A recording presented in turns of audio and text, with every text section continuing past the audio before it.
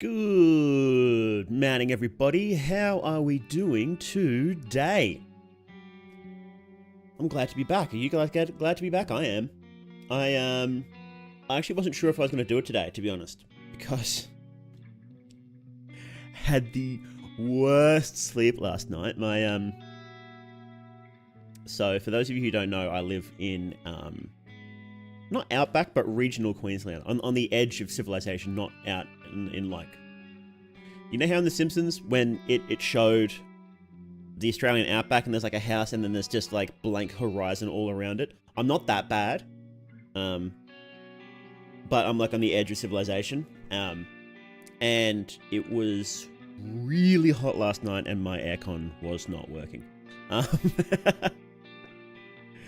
And look, I'm going to be real. I don't know how the original settlers did it. I don't know.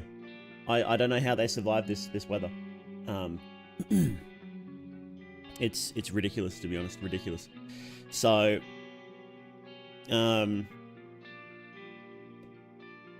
yeah, I didn't sleep very well throughout the week because I was visiting family, in the city, and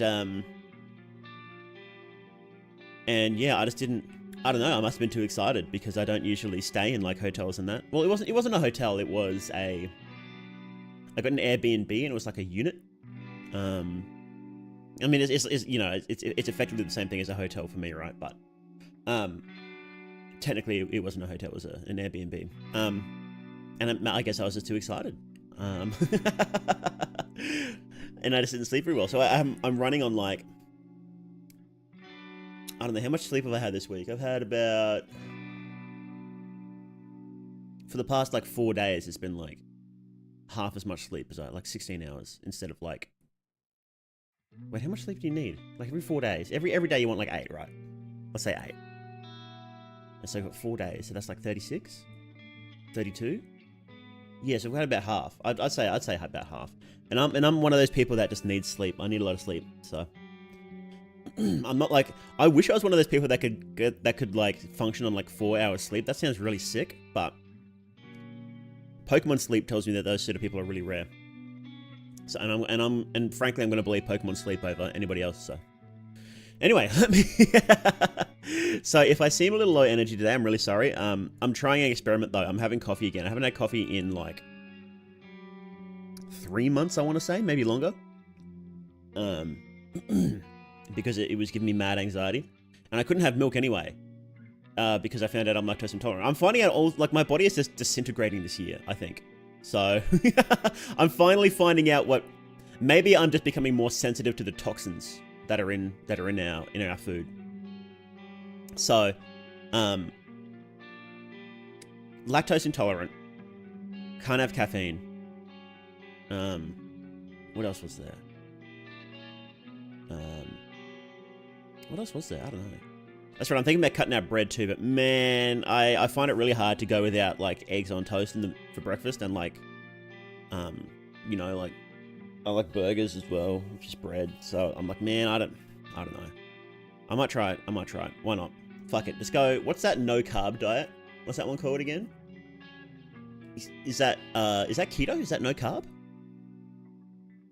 Might try that. Why not? Fuck it.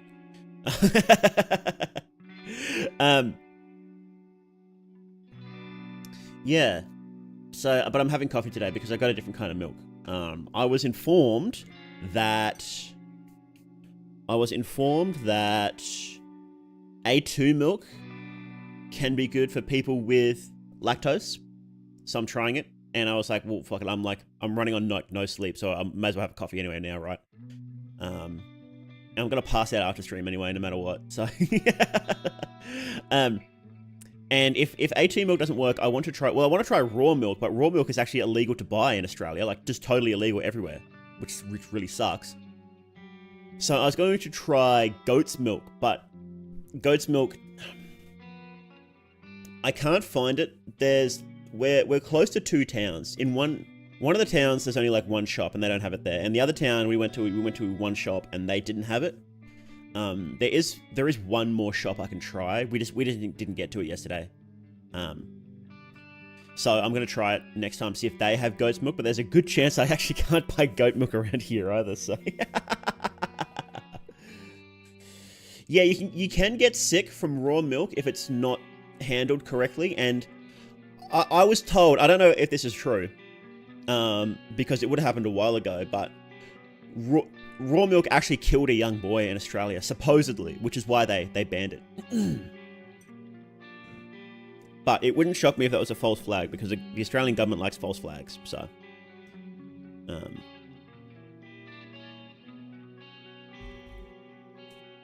Wouldn't serve it to my grandma, that's for sure. Kill people in Sweden. Well, they're Swedes. They die from anything, so. Okay, let me say hello to everybody. Hello, Wheel Skeleton, good to see you. Pernicious Rose.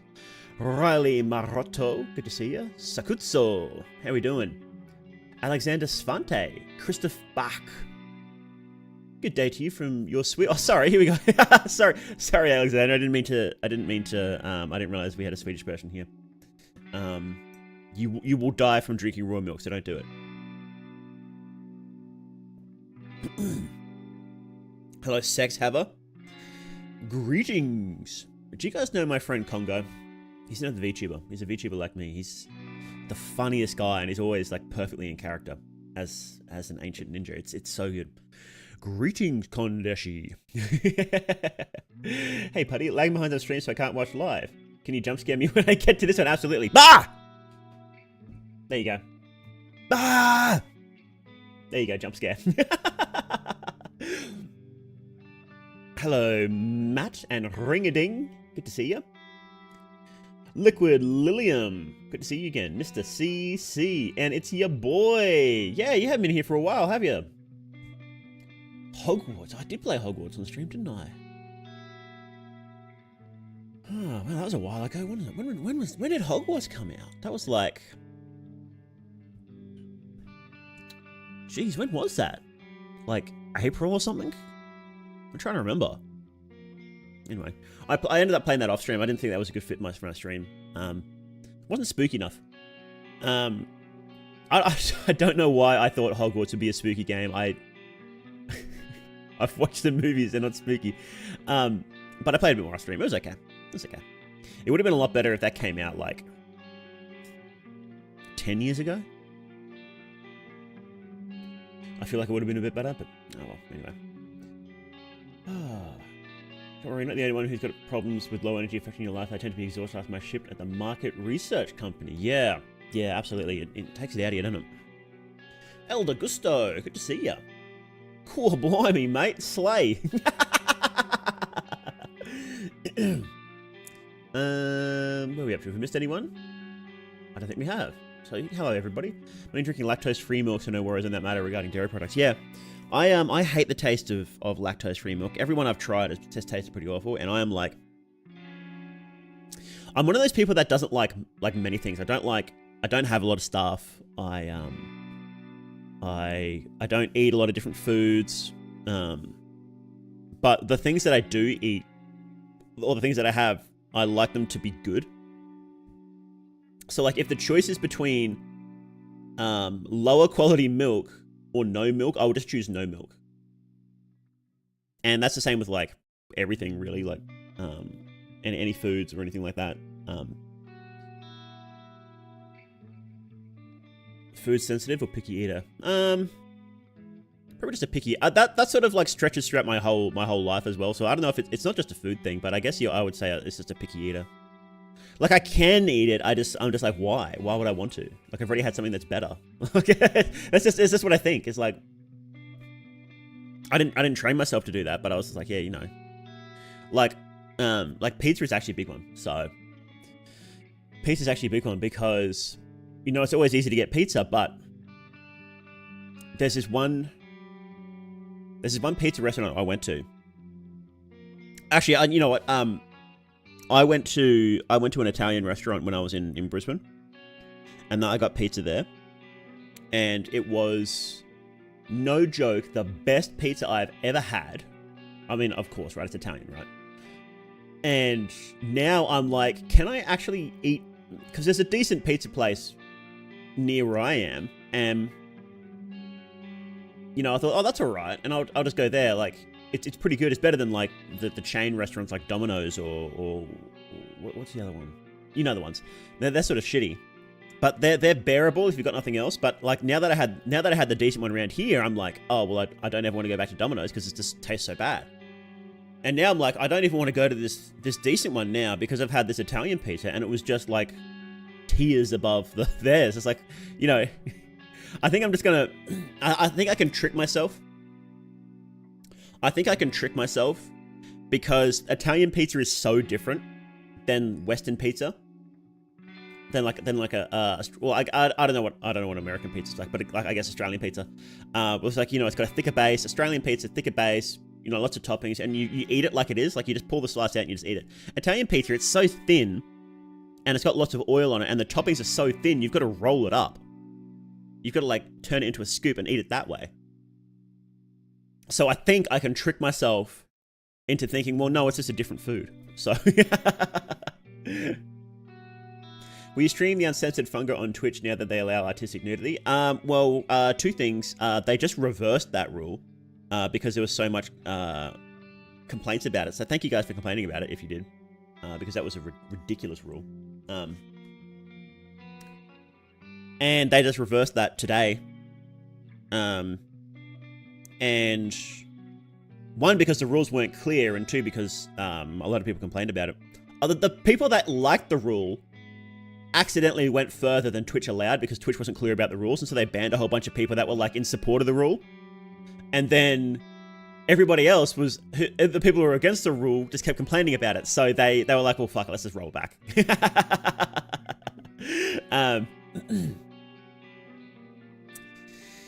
And I stream Fear and Hunger without censor anyway, because it's horror.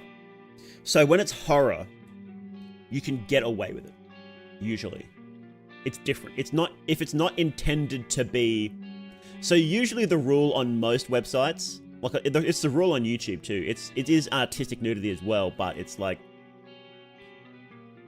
If it's not the focus, like, the nudity in Fear and Hunger is... It's rarely in your face, and when it is, it's not meant to be sexual. It's not meant to, like, get you off. It's meant to horrify you. That's even if it is recognizable as nudity, right? Like the guards and that, like, it's like, their stinger is a big dick, but it doesn't look like it.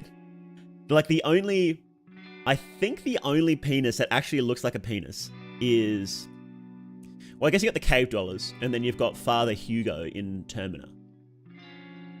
And I guess the cave dweller women have, like, breasts and vagina as well, hanging out there too, so... But even then, it's not meant to be, like, sexual. So it is different when it's horror and things like that. But it is right on the line. That's actually the main reason why I decided to start my Patreon. Hang on, let me grab a link to my Patreon while we're here. That's actually the main reason why I decided to start my Patreon, because YouTube at the moment does allow it, but it is right on the line, and I think that if you got a moderator that's having a bad day, they would just take your channel down. I think they would. So that's why I hate having to censor my stuff, right? I hate having to censor it, so I don't. I just don't, and I honestly, I probably should.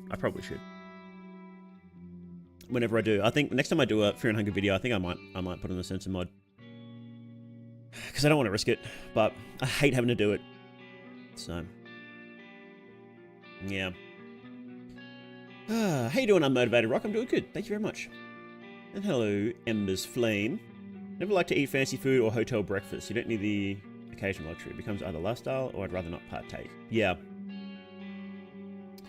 Yeah, I've never had, like, a super fancy meal, like, like the stereotypical fancy meal, like black tie dinners or whatever they call it. I've never had that. I just like high quality food. And, like, I'm happy to have, like, a high quality hot dog, right? Get like a nice sausage and get some decent bread, and, you gotta... But I'm Australian, like, we like our sausages and bread, so...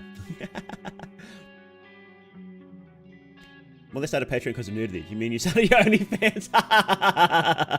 Shh, don't tell them that. Reminds me of a guy that got his channel striked over Rants playthroughs. Well, Rants is explicitly like a hentai game, So it's different when if you're playing something like, not that I've played it, but just based on what I've heard, if you're playing something like Black Souls, even though it's entirely censored because it's designed to be a hentai game first, and the censorship only came second, I wouldn't be shocked if YouTube just said, you're not playing this. And what's that game for Apollo always talks about? Loner. I wouldn't be surprised if YouTube just says, no, because this is a hentai game, doesn't matter if it's censored. I really wouldn't be shocked if they do that at some point. because the major point of those games, and it's not all they do, right? Like they have games, they have allegedly they have good games. That's what everyone says anyway. But they're actually pretty good as like games if you ignore the hentai. But the fact is, it's like, no, they're hentai games, right? They just balance their hentai in the game, which a lot of hentai games don't. They just go, oh, it's hentai, and you click a button sometimes. Oh, hello, Cocksmith. How you doing? I have one piece of chain where I live, and their pieces are all thin with thick toppings, so kind of in the middle. That sounds awkward. Maybe sensitive. I didn't know you're a man of taste. Well, thank you very much. I am a man of taste. More than knows all these dirty games I don't know about. No, it's just because Frapollo and Co keep talking about them. I'm like, I don't want to play these games because I'm positive I will actually get arrested if I even think about downloading them, because the Australian government's like, for better or worse, the Australian government is like, it doesn't understand hentai at all. They're very weird about it.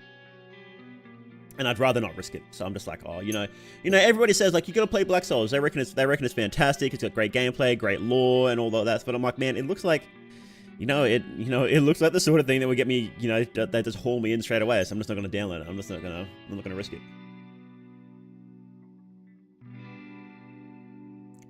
Maybe one day if I like move to America or something like that, maybe, but for now, Australian government has you by the stinger. How you doing, Grimes? I know it's draconian. You need to look at COVID lockdown. Oh yeah, the COVID lockdowns were pretty shocking. Yeah, it was pretty. The Australian government, as a people, we're pretty chill, but that just means that the weenies who really want to get into power and abuse it are just basically have free reign. So our government are actually pretty shocking. They're not as bad as England. We're not as bad as England. Like England is like wow. But we do have some English sensibilities still, and they love wielding that little bit of power they can get. So gonna risk it for the biscuit. Have you guys seen Danger 5? That's where that quote's from. You gotta risk it from the biscuit. Danger 5 is so good. It's hang on, let me grab. You'll know this meme.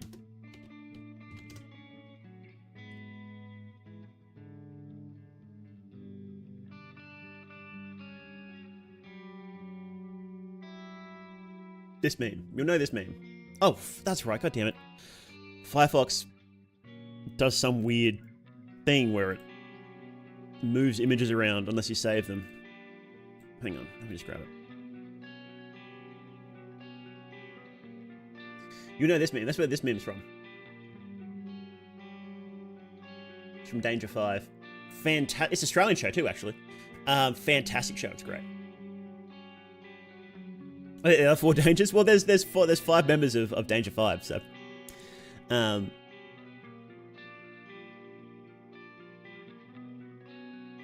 do I have this? Why do I have this image? Let's put this here. Here we go. That can say that. Really like Danger 5. Never heard of it. Yeah, it's a bit. It was never like huge, but it was like from a. Was it like 10 years ago? 2011 to 2015. So there were 2 seasons. Season 1, Season 2. Both very different from each other, actually. But I prefer the first season to the second season. But, oh, actually, you might know this one. Their job each time is to kill Hitler. And hang on, there's some absolutely great. You might know this one as well, actually, here. Let me just get this one. Such low quality, though. Can I have a low quality, high quality version of this? No. Just no, I can't, actually. We're getting a low quality version of this. Oh, wait, no, here we go. Go on. It's gonna load. There's one episode in the second season where he goes to high school. And it's like an all-American high school, and his name is Johnny Hitler. And he's speaking in German the entire time.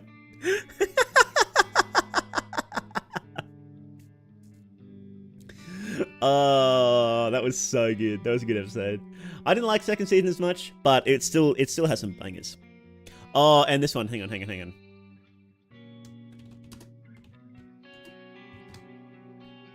You see YouTube artificially leaking load times and injects random loading wheels if you use... No, so that thing, what happened there was,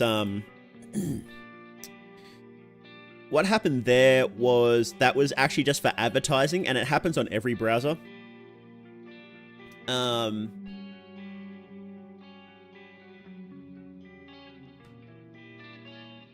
What's this of a dumb meme? Sorry, it'll have to be another low quality one. I'll just scale it up. It looked like it was only doing it on Firefox, but it was actually doing it on all of them. This screenshot as well. Agent Hitler, FBI. It has some absolutely great moments like that. Becomes an FBI agent, there's like a car chase, it was sick. Remember, would you play epic battle fantasy on stream? Probably not. I only want to stick to horror stuff on stream. And man, like, for about a second, I thought, maybe there's not enough horror stuff to actually want to do it every time. But I've been looking, and it's like, there's an insane amount of analog horror. There's an insane amount of itch.io horror. And, you know, the actual longer horror games that I want to play as well, it's easy to see why there's so many people who can just make careers on horror stuff, because there's just so much. There's so much. Is this a show with... Yeah, it is. Yo, Cogsmith, thank you so much. You really spoil me.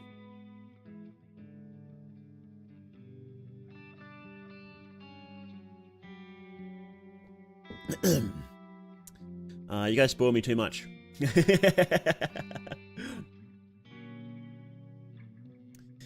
Oh. How about we get into it? How about we start watching... Oops.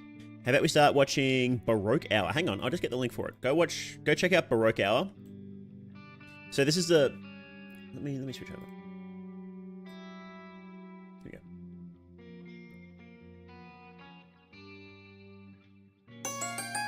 Oh, there it is. Nutmegs upon ye, Sir Mo. That's great. Thank you very much. Okay, how about we... So we're looking at Baroque Hour. And let's get the link for you.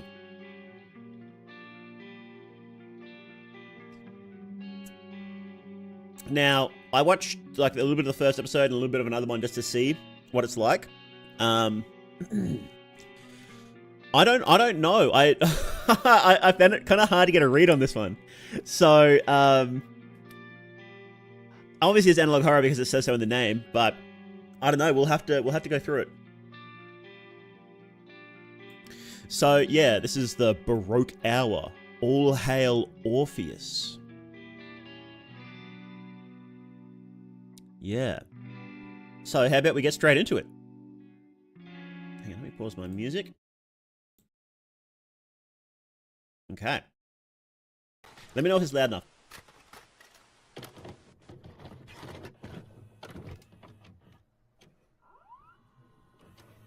And of course, sorry, of course, Orpheus was so he's a mythological bard, ancient Greek, you know. Or was he Roman? One of them. And if you remember the story of the guy who went to Hades to go get his wife out, and Hades was like, okay, you can, because I like your music, right? I like your music, so I'll let you take your wife back. And he said, but you're not allowed to look behind you at her as you leave. And he gets right back to the entrance of the cave to Hades, and then he turns around and looks at his wife, and she gets pulled back to hell. Very sad. And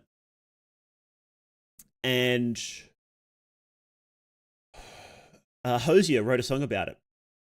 Well, he references it in a song.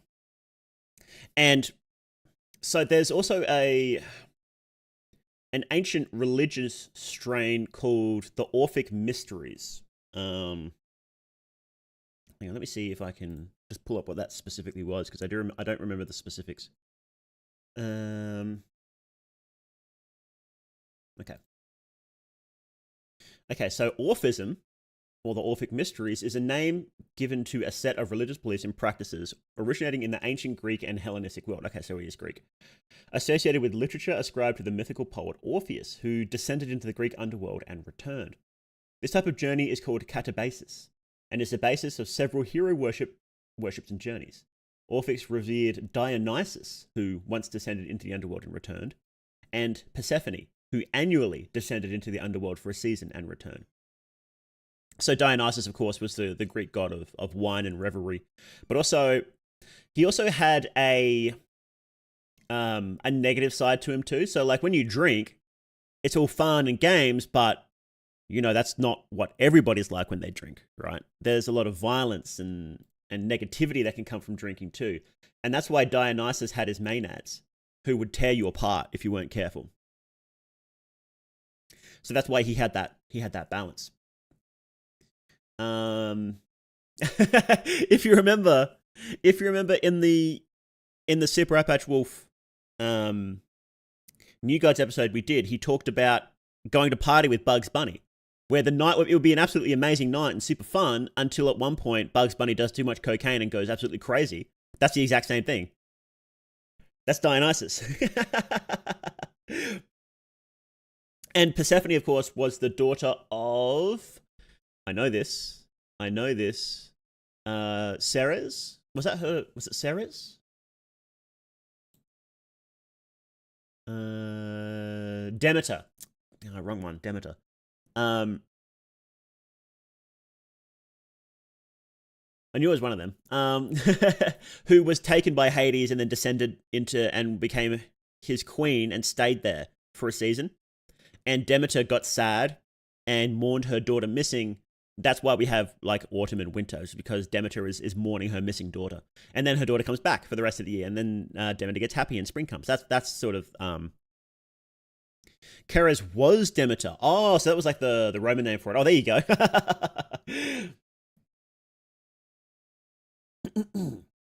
So yeah, that sort of idea of descending into the underworld and returning with something, with knowledge. So Orpheus was a Thracian. Oh, can we trust those Thracians? I don't know.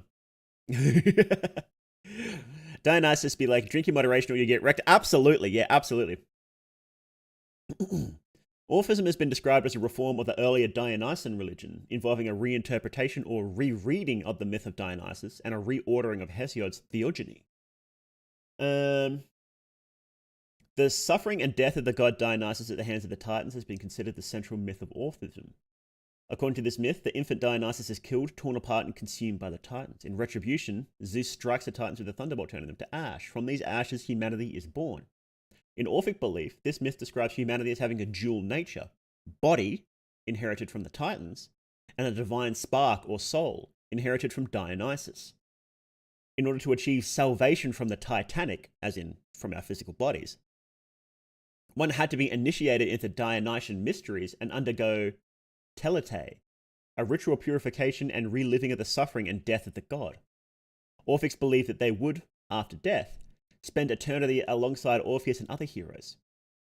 The uninitiated believed would be reincarnated indefinitely. Okay. So that's interesting. Dionysus is possibly the same god as Zagreus. Wasn't Zagreus the guy from Hades? The game. Dionysus, the only god you could get hammered with and wouldn't regret it? No, he's the one you would especially regret it with, because you know you would get owned.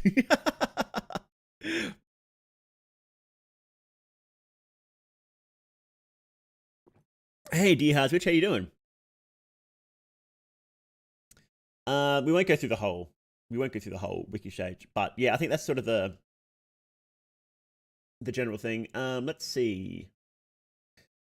If there's something else that comes up that I sort of recognize, we'll come back and take another look at the wiki. I should be doing this on the screen so you can see it, shouldn't I? I'm a good streamer, guys. I'm a good streamer.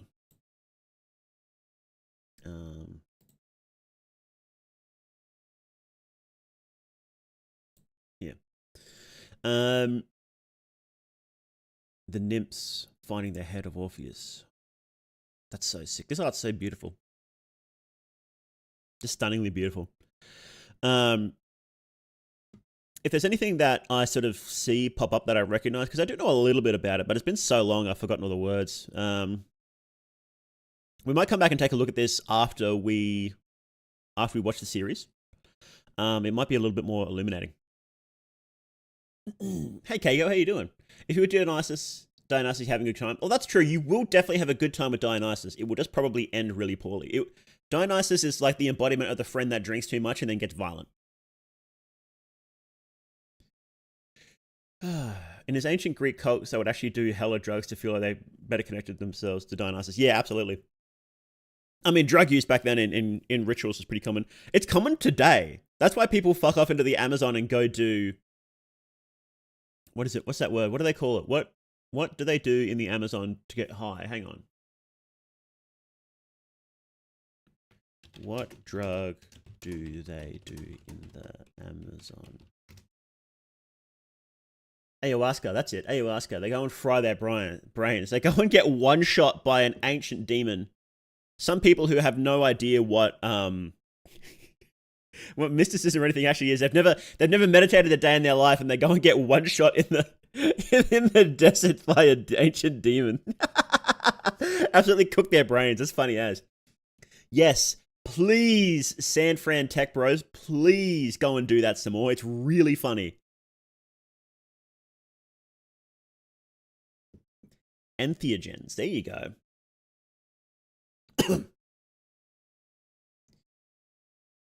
Greek gods are all sexual deviants anyway, except Artemis and Athena. That's true.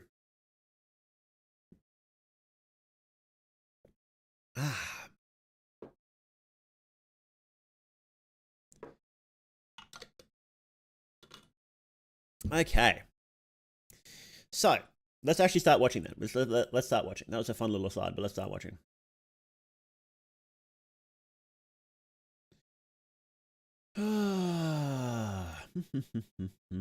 I've lost my tabs. Here we go. Here we go. So this is the Baroque Hour. Okay, so I wonder what this means, what this Orpheus means. This is like the name of the season. So there's no playlist here. There's no playlist. Is there anything in the community tab? Why not donate blood? Our hospitals need it. This sounds ominous. Venice, beautiful Venice. Orpheus Analog Horror, okay. Orpheus Analog Horror. So I wonder if this is like... If the Baroque Hour is just the name of the channel and then Orpheus is the actual name of the Analog Horror, that might be it. That happens sometimes. That was the same as last week when we watched Creative Toad Productions' Scarlet Lake Tapes. The Scarlet Lake Tapes was the name of the series, but the channel was Creative Toad. That's probably the same here. So I think the Analog Horror is actually called Orpheus, is what I think is here. Yeah.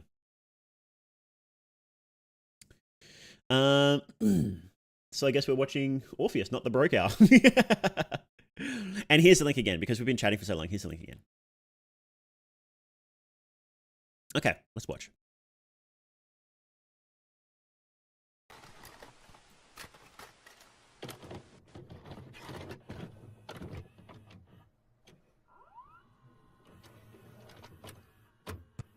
Okay, so we're watching a tape. Good, excellent, we love it. Put the analog in Analog Horror.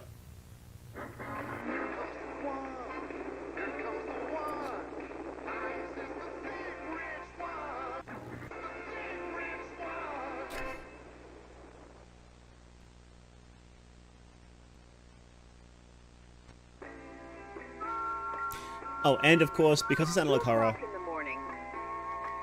you know, just be wary of jump scares and such. I don't know if there is actually, but just be wary. Now presenting the Baroque Hour.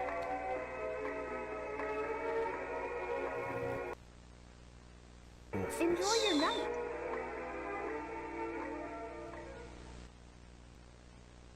The thick rich one, what every girl wants.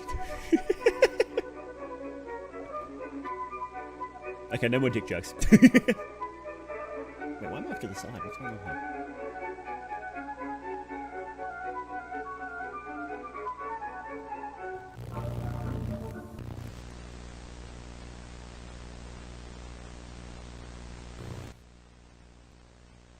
Today, at the Baroque Hour, Autumn, by Antonio Vivaldi.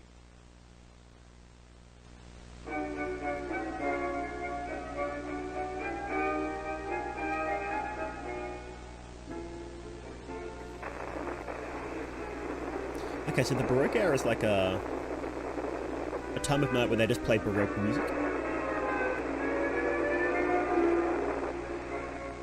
Antonio Vivaldi.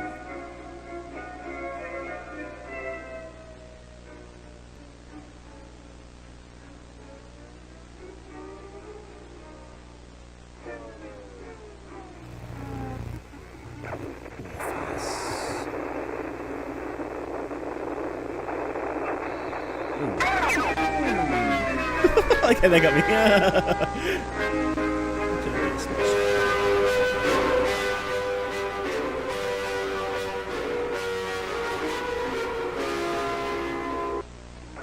Yo, we got the Mandela face. Let's go!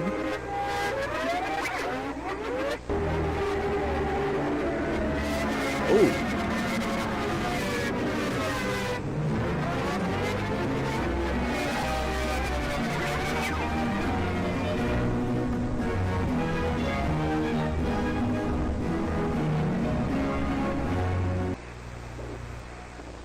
Okay.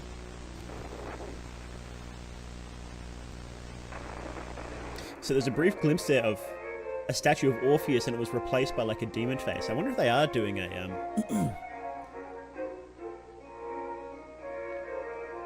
just as a guess, I wonder if it's like they're doing a Mandela style. It wasn't Orpheus that came back, but a demon.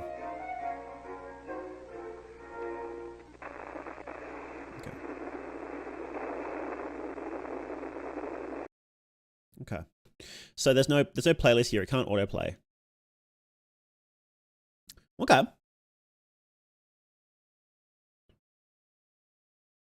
Now presenting the Baroque Hour. Enjoy your night. Cool. Oh, what's the transcript? Nothing. Okay. This is an analog horror about how Vivaldi and Mozart and stuff were evil monster demons. Maybe. How you doing, Flan? Can you put subtitles? Yeah, we'll put subtitles on. Baroque period was the period that harpsichord was the most used as well as popularized. I like harpsichord, it's pretty cool. Baroque is stinky? Uh-oh, stinky. Hi there, do you allow streamers to react to commentary for this series live on stream? That's kind of cringe, I don't know. Absolutely? Oh, I don't know why you'd say that. Wait, is that even showing up? Anyway. Okay. I think so. Oh, wow, won 3 hours ago. What the hell? Wow, that was good timing. Sick, pretty keen for that. But you can see the ones where people, with analog horror, people like certain things. They like spooky faces. They like faces, is what they like. And you'll often find last week when we were watching Creative Toes, the thumbnail that had a stickman in it, like the analog horror stickman, where it's like instructions. The one that had that in it was the one that was most popular in the thumbnail, which is funny. So remember, guys, if you're making analog horror, make sure to have a stickman or a creepy face in the thumbnail. Okay, that'll do it. Any particular reason whether the screen is scrolled to the right? Yes, so that when I put it on max, here we'll just skip forward just a little bit, so I'll show you. It lines up perfectly. So this is all. It's a perfect square now on stream. The video, because the video is in square. What's the word? Resolution, in square resolution. Almost square. But unfortunately, it's better for watching it. But then when we're down here, it's like, it's not quite. When we get to afterwards, what we'll do is we'll go through the descriptions, we'll go through the comments and stuff like that, and we'll have a look, and we'll move it back. So,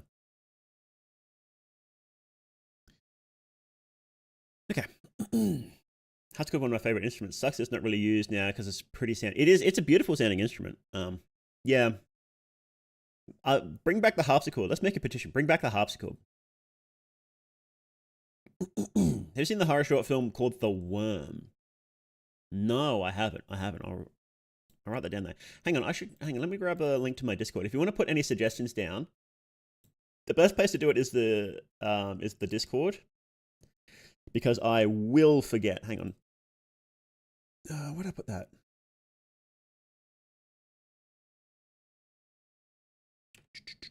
Yeah. Here is the official Mauchord. It was like those PSA type things that are popular when you get shown spooky weird stuff. Yeah, I don't know. I guess we'll see. Because we've only got the first one there. And the first one is usually the roughest in terms of, because the creator's usually learning and figuring out what they want to do as they go, right? It's pretty rare for a creator of an analog horror series to be like Local 58. I can't remember who created that, but the guy behind that already had a really long career in doing video projects and other art projects. So he had a really clear idea of what he wanted to do. But now with most analog horror, it's people, the vast majority is people doing it for the very first time. It's often their first editing project at all. So they're coming in completely fresh.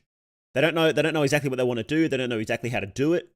As a result, you get some pretty interesting stuff. Like, I really liked the first couple of episodes of Creator Toads. They were so different. And then as he sort of figured out his things, they got a bit more towards, I guess, traditional analog horror, right? If you can be a tradition that's been out for like 5 years. So I imagine that this one will change a little bit as we go over the episodes, and it will sort of figure out what it wants to do. But I don't know. I don't know anything about Baroque Hour and who's behind it or anything like that. I haven't seen any links to like, off-site Twitter or anything like that, so I don't know if this person is experienced or not. We'll see. I like a story that doesn't require me to stop on a perfect frame and mess with the saturation to see a link to a site that takes me to 3 different sites with clues as to who might potentially be the bad. I think that can be fun. I like having elements like that, but when it is the main storytelling focus, then that's a series designed for like Nexpo to cover. And I think a series should be enjoyable on its own, is what I think. Well, they're being recommended his own stream. Absolutely, yeah. Oh wow, yeah, I should go click that. I get recommended my own stuff all the time. It's like, YouTube, do you know who I am? You know my accounts are linked, right? You know I'm, yeah, I think a series, you should be able to sit there and watch it and enjoy it and still get a fairly good idea of what's happening if you pay close attention. I don't think you should have to dig through that stuff. That's me personally, but when people do enjoy that. People like the chase, right? They like the ARG element of it. But then at the end result of that is that the vast majority of people will only ever experience it through, like a Nexpo or a Nightmind or Manaxa or someone like that. But that being said, that's how the vast majority of people experience analog horror and all sorts of internet horror these days, is just through, I guess, what would you call it?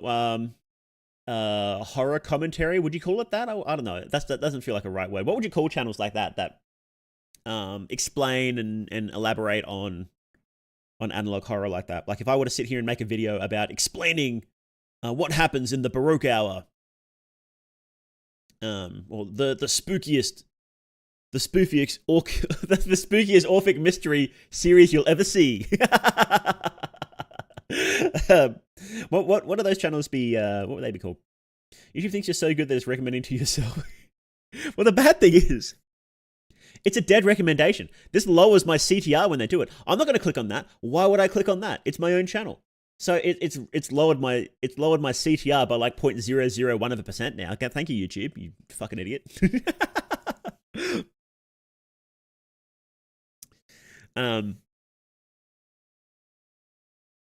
What I guess they call themselves like Nightmind.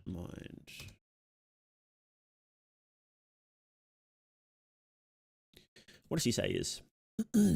Into sorts of exploration of unfiction and inspiring unconventional media, hosted by your favorite unbound cat demon, Nick Nuttown. Take my hand in the dark, don't mind the claws. Well, he doesn't call himself anything, does he? Exploration of unfiction and inspiring conventional media. I think Nexpo, he says he does horror documentaries, I believe. Hang on. I'm subscribed to him on Patreon. Let's see. He says it there. Oh no, I can't show a private Patreon on stream, can I? that would be bad. That would be bad. What's he saying in his description? Words have no power to impress the mind without the exquisite horror of their reality. Well, that doesn't have a description either. How come nobody describes what they actually do?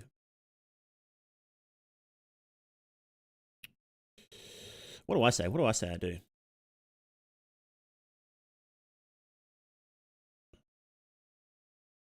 The best fear and hunger streamer. This is actually a quote, by the way, from chat. One of you guys said this, by the way. So I'm allowed to put that there. Spooky VTuber, English only. Feel free to clip. Well, I don't say that either, man. I'm useless. I'm absolutely useless. Man, okay. Oh, when to go on Night Mind is what you call that genre? Yeah. Goon likes. Gooner likes, I think it's called. Night gooning. Night gooner likes. Recommend Greylock? I'm thinking about it. I feel like that's been covered to death, though. I don't want to do something that, like, everybody is covered. Like, I'm not opposed to it, but I would prefer not to. If I can, I would prefer to cover stuff that's, like, you know, this one has, like how many, what's the max views in this? Like, 12K. I prefer stuff that's, like, really small.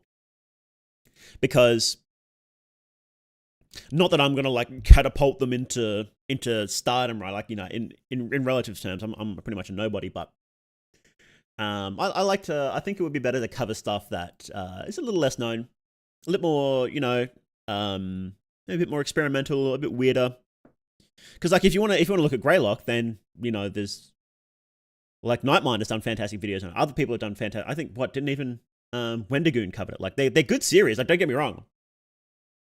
I'm not saying it wouldn't be worth watching, but I feel like other people have covered it better than I can, and I would like to find stuff that's different. If I find the next up-and-coming Greylock, right, I think that'd be sick. That'd be cool, lads. That'd be sick. And maybe Orpheus is, you know? Maybe something, like, related to video essays, but not so academic. Yeah. I guess you could probably just call it, like, a horror video essay. You could probably just call it that, to be honest. So, or like a horror essay, maybe. Horror video essay. We need a better term than video essay. We need, like, vessay. Vessay, horror vessay. There we go.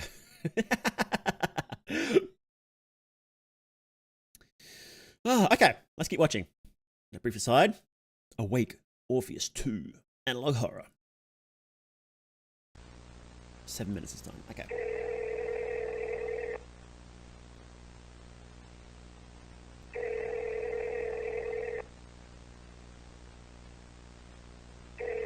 Bradmore Police Station. This is Officer Johnson. Hello. Yes. This is Mr. Smith. Good afternoon, Mr. Smith. What is the reason for your call? I wanted to report something unusual, and that honestly has been distressing me since last night. It was about 2 o'clock in the morning, and I had fallen asleep in front of the television when... Okay. Heck, give me a second. Well, my television started flickering, and there were flashing images appearing, and tremendous music playing in the background. I had nightmares all night. Oh, I see. So, there were pictures appearing and tremendous music. Yeah, let me write it down so I don't forget. Officer, I hope you are joking. This is serious. Please don't waste our time, Mr. Smith.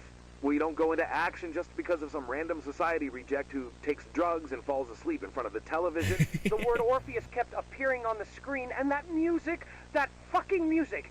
You have to help me, officer. Officer, you have to believe me. Please, I beg you. Good day, Mr. Smith.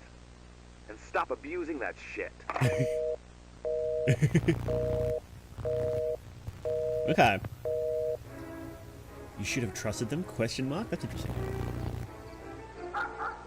Okay, so we have Mr. Johnson and... Officer Johnson and Mr. Smith. Okay. And Mr. Smith has has watched the Orpheus Hour, the Baroque Hour, and got owned by Orpheus. Okay. Interesting. Believe me, that was a pretty funny AI text to speech, wasn't it? Hate everyone using the same one. Was it the same one as other ones? I don't know. I actually the only AI text to speech I listen to is when people send me when people send me like Facebook videos that have that same like black guy's voice. And I heard it like 1,000 times, and it just grates my ears because you can tell it's AI. Whenever I hear AI text to speech, my immediate thought is just get a voice actor. But then I'm like, I'm a VTuber. VTubers are basically voice actors, and I know a lot of VTubers because I am one, right? So finding a good voice actor is really, really easy for me because I know like 20 of them. For the average person, it's probably don't know 20 voice actors who will be happy to work, for cheap, right? So it's like, oh, okay. You say just get a voice actor, but it's like, oh, it's not that easy. Just be exactly, and it's not just find a voice actor; it's find a good voice actor too, because a bad voice actor will just kill your series, won't it? It'll look bad. So it's definitely not easy, is it? Can I still join your Discord if I'm 17? No. 18 only, please. Should be watching the stream if you're 17? I don't know. I have it set for not for kids. I would say no. I would say probably not. I think kids should be careful around horror. Well, kids under 18. And you shouldn't be following me. I cover like fear and hunger stuff. No, absolutely not. Okay. Sorry, Ruby.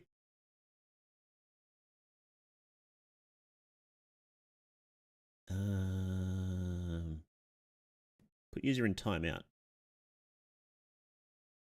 24 hours. There you go. Now, please leave. We don't want underage here. Bans. Oh, I should ban. How do we do that? How do I do that? There's no option to ban here. What the hell? Hide user in this channel. Add as moderator. No, I don't want that. Put user in timeout. Report. There's no... What? Fucking YouTube. Anyway. Yeah, just no underage, please. We cover extreme topics here that I don't think... And this is the same thing as sort of it's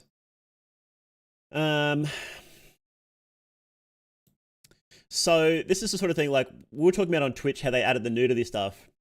It's a bit different for I wanted to say this. I wanted to tweet this actually, but I didn't get around to it. Turn them out for a year. The only option is 24 hours. So that's what you're getting at the moment. So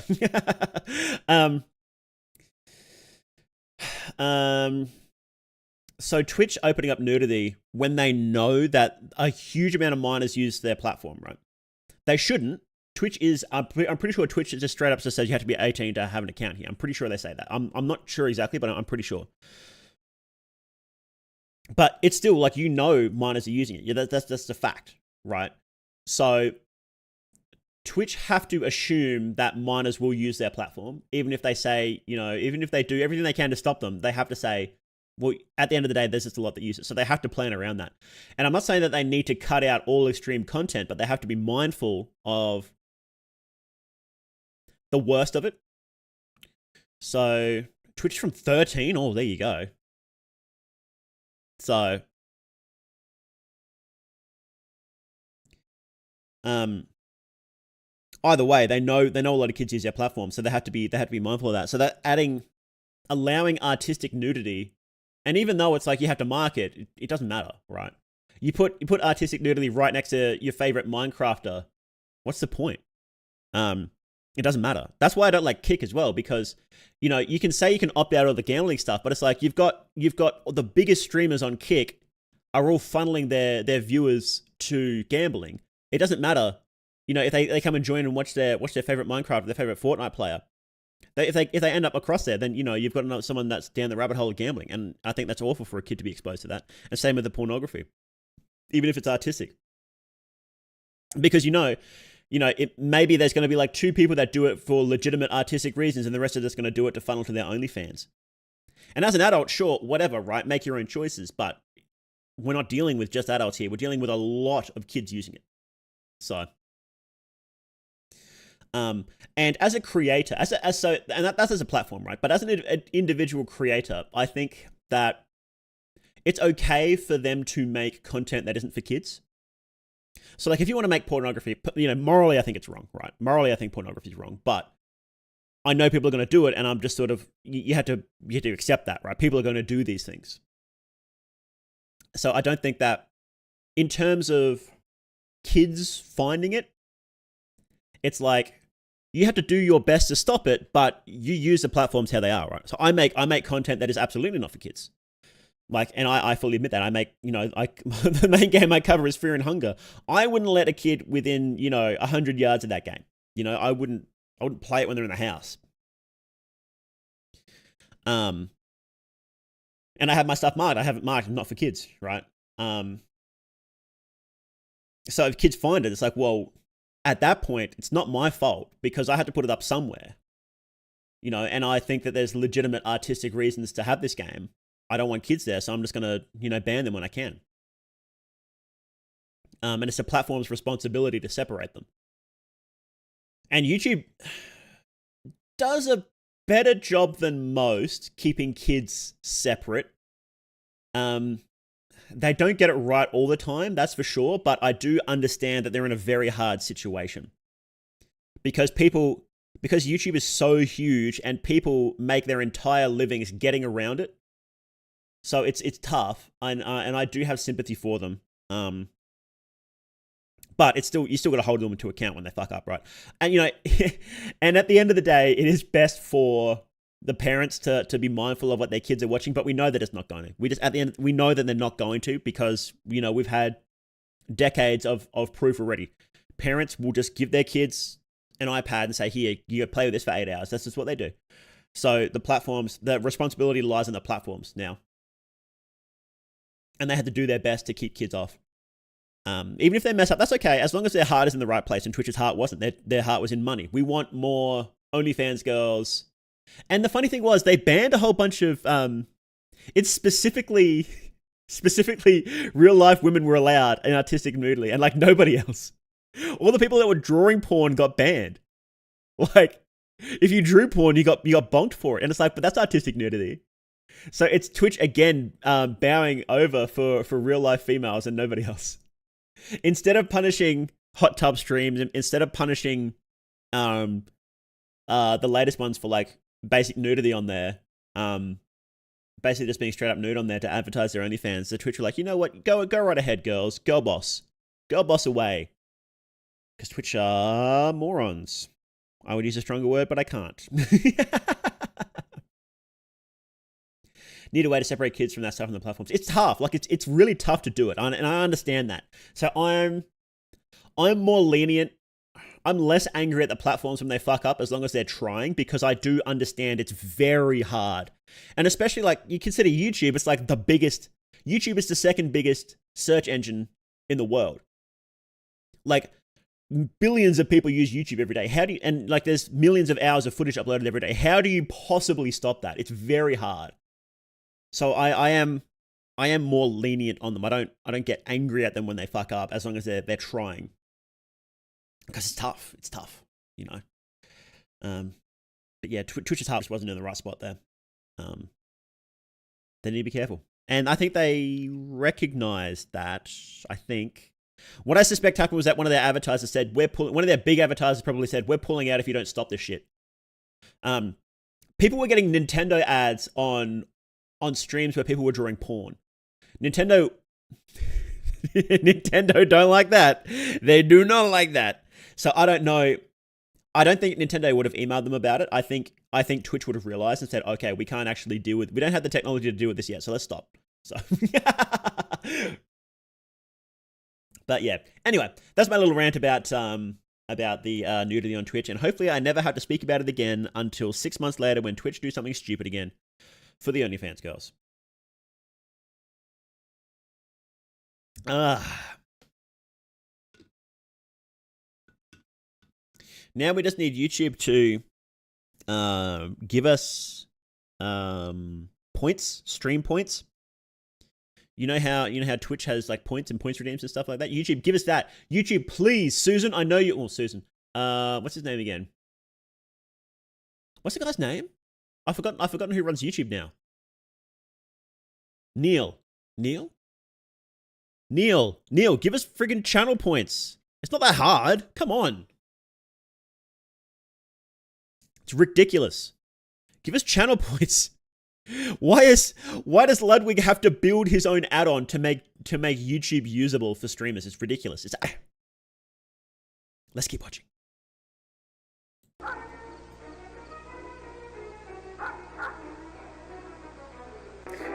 me just check the quality. Okay, yep, 380p. That's how you know it's good. Let's turn the subtitles on. I don't think we'll need them. We probably won't need them, to be honest. Was it a good idea to call them? The police? Ooh.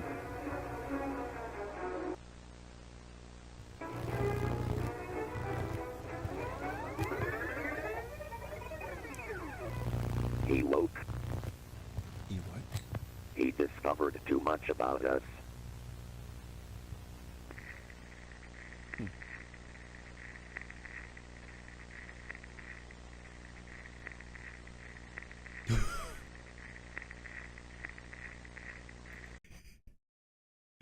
I do love the Mandela faces. But you'll see here, that's that Orphic sigil we saw just a second ago. It flashed up on screen. It was somewhere in here. It's the lute. Is it a lute or a lyre? I think it's a lyre. And a goat head, so it's an Orphic demon. He woke. He's woke. Dropped. I'm not watching the woke analog horror series. Oh boy, am I glad that politics hasn't infected analog horror. Could you imagine people arguing about like woke or what's the other word? Woke or chud analog horror? Could you imagine? Oh man, it would ruin it overnight. Anyway, we do love the. Oh, there it is. By Mr. Smith. That's a cool symbol.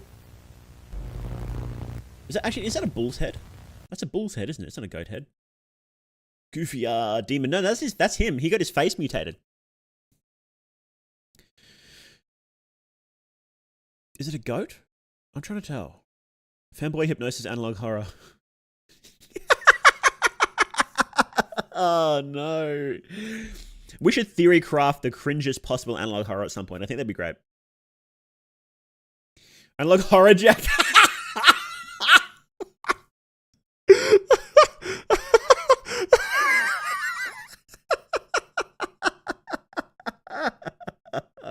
Oh, that'd be funny. Analog horror Jack. God damn it. Lamb head. Oh, maybe. I think there's supposed to be horns as well, is what I think. That's what I feel like. Hang on, it's Greek. So what did the Greeks had? They had everything, didn't they? They had cattle. They had goats. They had lambs. I wonder. Doesn't matter. Hang on. Let me see. Let me just Google quickly. Orpheus goat head lyre.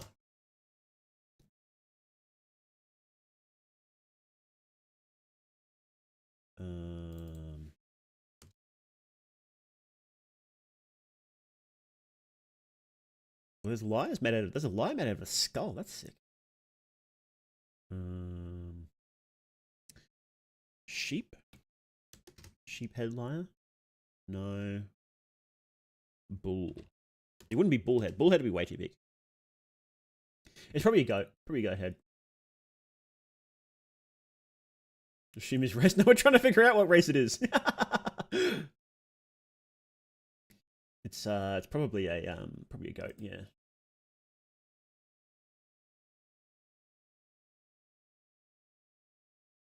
Goat isn't a race, dumbass, it's a species. Right. What's the difference? What's the difference between a race and a species? Wait, do you even use the word race when referring to animals at all? Or is race just a human thing? I don't know, I'm confused now. Analog horror, but it's extremely conservative man who sees himself as a Sigma. Perceive everyone around him as woke puppet monsters. Oh no. Consistently make mistakes in my life, and looking up lamb head was one of them. Well, it's better than what I did the other week. I looked up, what did I say? Cat Undertale. I looked that up. Thankfully I didn't do it on screen, but it was... I think race is used for like this kind of dog, while species is like this is indeed a dog. Oh, okay. So like a Rottweiler compared to like a Staffy would be like, okay, it's a race of Rottweiler. No, it's breed then. They use breed. They use breed for dogs. So is breed like... I'm confused. I'm confused. And like horror where each protagonist is forced to drink Soylent whiskey and transform each week to a soy jack.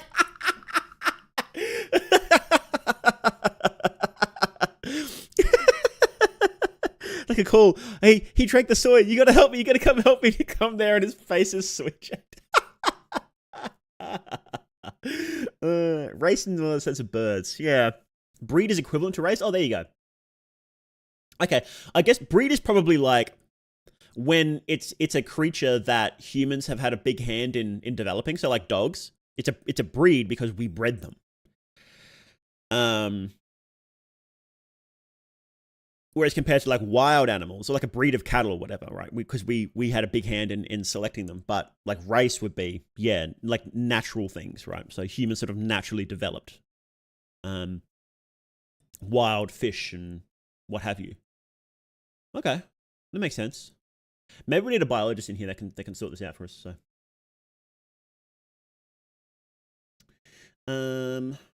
let's keep going. Family, genus, order. There we go. Gay analog horror. No, we're stopping it now. Mr. Smith.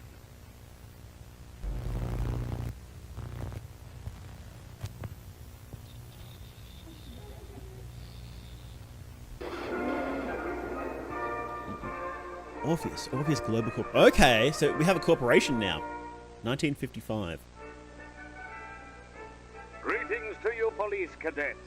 It is a pleasure for us at Orpheus to know that responsible guys like you will be the guardians of our project.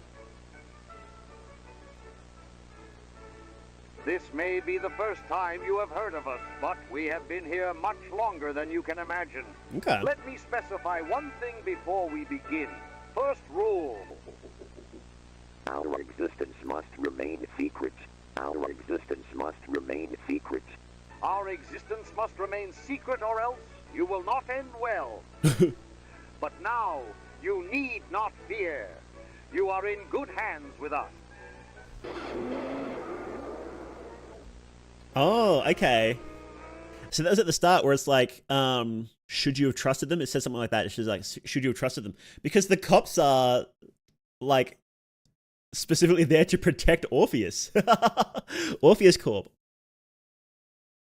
Okay. We now turn to case 17. An awake within your jurisdiction. Mandela effect by the imposters want to nibble your ass instead of replacing it. Yeah. Yeah, I don't know. We don't know what they want yet. We don't know. First of all, what is an awake? Very simple. Any person who, by an unfortunate coincidence, has managed to consciously view the subliminal messages that we broadcast daily in the global media. Oh. That was funny. Just change it like fuck it. Any person who, by an unfortunate coincidence, has managed to unconsciously view the subliminal messages. Okay. So they broadcast subliminal messages using Baroque Hour. And one of the police's jobs is to track people like that down. Okay. Good morning. Mounting. Good mounting. I don't know why I said morning there. I'm an idiot. What even is morning? Good mounting at your Harakazu. Obviously, that person not being used to seeing these kinds of images or messages on a conscious level will enter a state of severe alertness. We do not yet know the causes of this, but it seems that some individuals possess a particularly developed brain that coincidentally allows them to pass over the filters we apply to avoid detection. But how to recognize an awake? Simple! By observing the symptoms. Awake symptoms are anxiety and frequent panic attacks, nightmares and night terrors, paranoia, visual and auditory hallucinations, convulsions, or even coma. Realization, derealization, distortion, disfiguration. In case a civilian calls the police station reporting seeing strange images on the television and also describing any of the following symptoms, we need to be alerted. We will then proceed to keep the subject under close supervision. In the best case, the subject will commit suicide before a month is up, unable to sustain the effects of conscious exposure In the best case. to our messages. But in the unfortunate case that he survives more than a month, he will begin to realize the truth, seek information, understand more and more about us, and in the worst case, even go so far as to agitate riots. Therefore, in the event an awake survives suicide, he will be taken and forcibly sacrificed to the Most High, our only Lord Orpheus. He loves the souls and blood of those who are too curious. Okay, so yes, it is a case where instead of Orpheus coming back, it was the devil. Because this is a classic.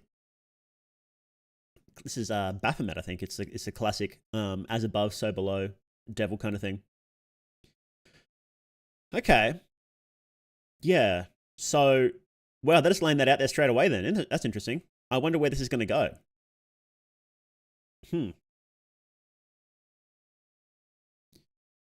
So usually, I mean, I guess it was pretty easy to predict that this was going to happen. Like, oh, it's not actually Orpheus, it's a demon that came back instead.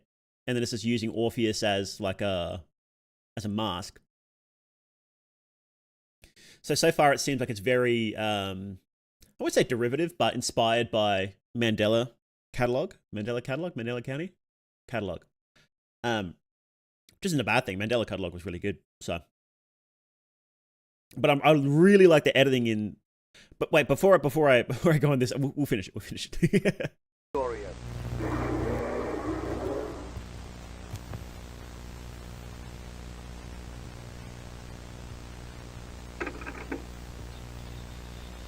Hey, Mom. It's Alex. I don't have much time left, and I didn't want to leave you without saying goodbye. I know I haven't called or visited you in the last few months, but I'm in grave danger, and I didn't want to put you in the same situation. I think I got a little too much attention from a very dangerous cult. They control the whole planet. They are everywhere. They have been around for a very long time. I did some research. I realized the truth.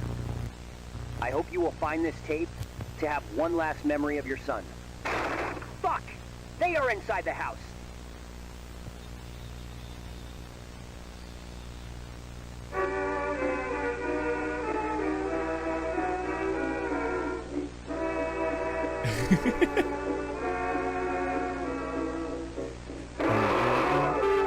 Whoa! The analog horror in his face!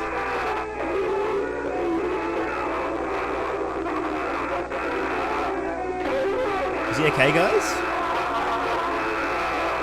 Chad, is this real?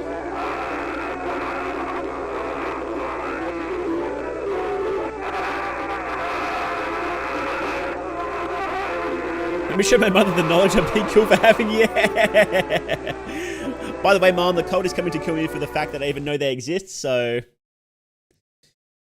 okay. It was about 2 o'clock in the morning, and I had fallen asleep in front of the television. I don't know. This is the same thing that happened with, I think it was Creative Trade. Maybe it was the one before that. Well, whatever the one we watched before that. Not Dylan Clark's one, like the Portrait of God, the Analog Horror we watched before that.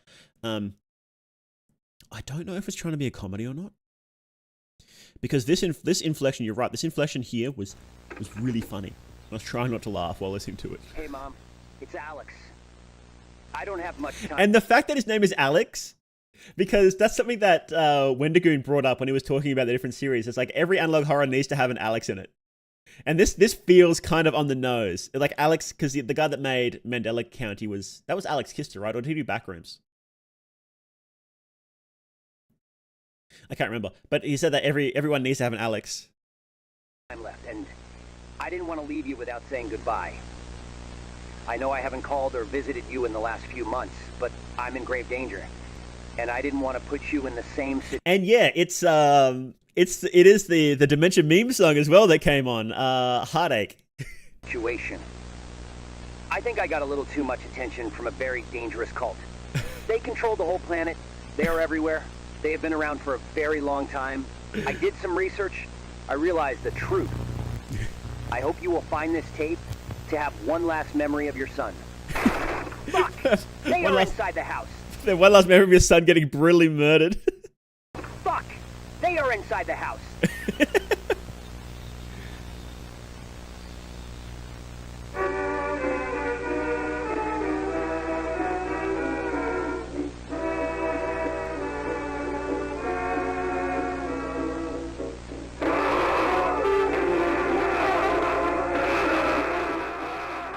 Oblivion NPC type dialogue, yeah. They are inside the house. I feel like it feels a bit too on the nose. I don't want to be mean. That's the thing. Like it's impossible to tell sometimes whether they're trying to be funny or they're just they're trying to be serious, and it sort of falls really flat. Because this whole last scene is pretty funny. But the reason I feel a little confident saying it is meant to be funny is because this editing was really good. Like, I love this section.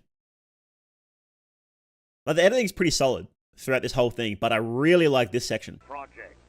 With the police. And, like, the awake is supposed to be funny. And this section was cool with the footage. By observing anxiety and frequent panic attacks, nightmares and night terrors, paranoia, visual and auditory hallucinations, convulsions.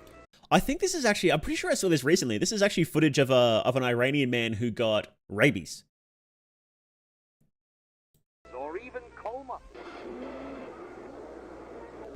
Realization. You can kind of see the goat's eye there too. It's pretty creepy. Derealization. Distortion. Disfiguration. In case a civilian calls the police station reporting... Literally the goat. He's the goat. I do think it's intended to be funny. I really do.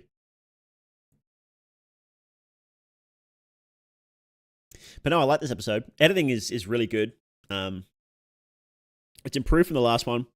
Very obvious inspiration from Mandela County here. This is like this shot could be straight from Mandela.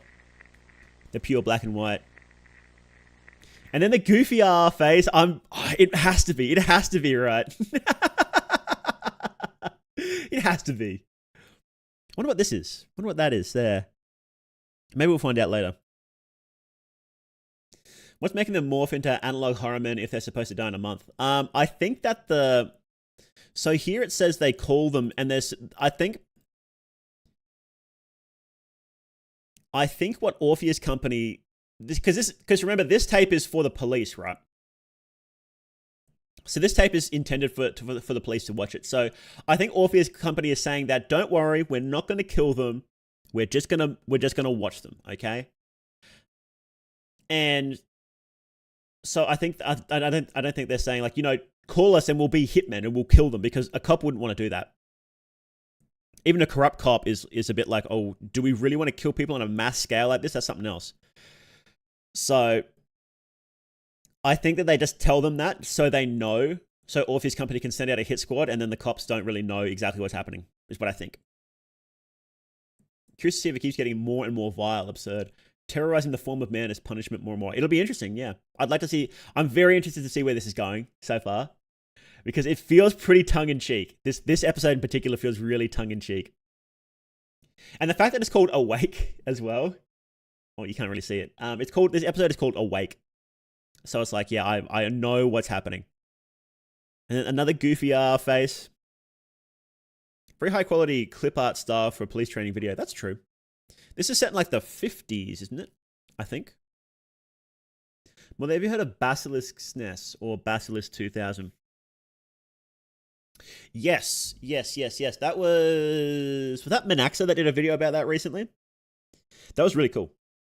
I was tempted to play it when I started watching that video, and I was tempted to play it on stream, but then he said that, oh, no, I don't think it was Manaxa. I think it was, what's his name? Hang on, I'll pull it up.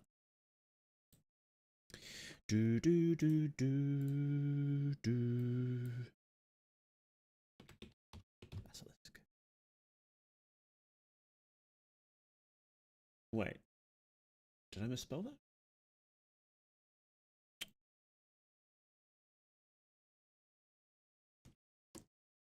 Basilisk 2000. Sagan Hawks, that's it. The disturbing development of a haunted game. That's why it didn't come up, because it's not in the title. Sagan Hawks, yeah. Sagan Hawks does great videos too. You know what? I'll just link it, and you guys can check that out later if you like.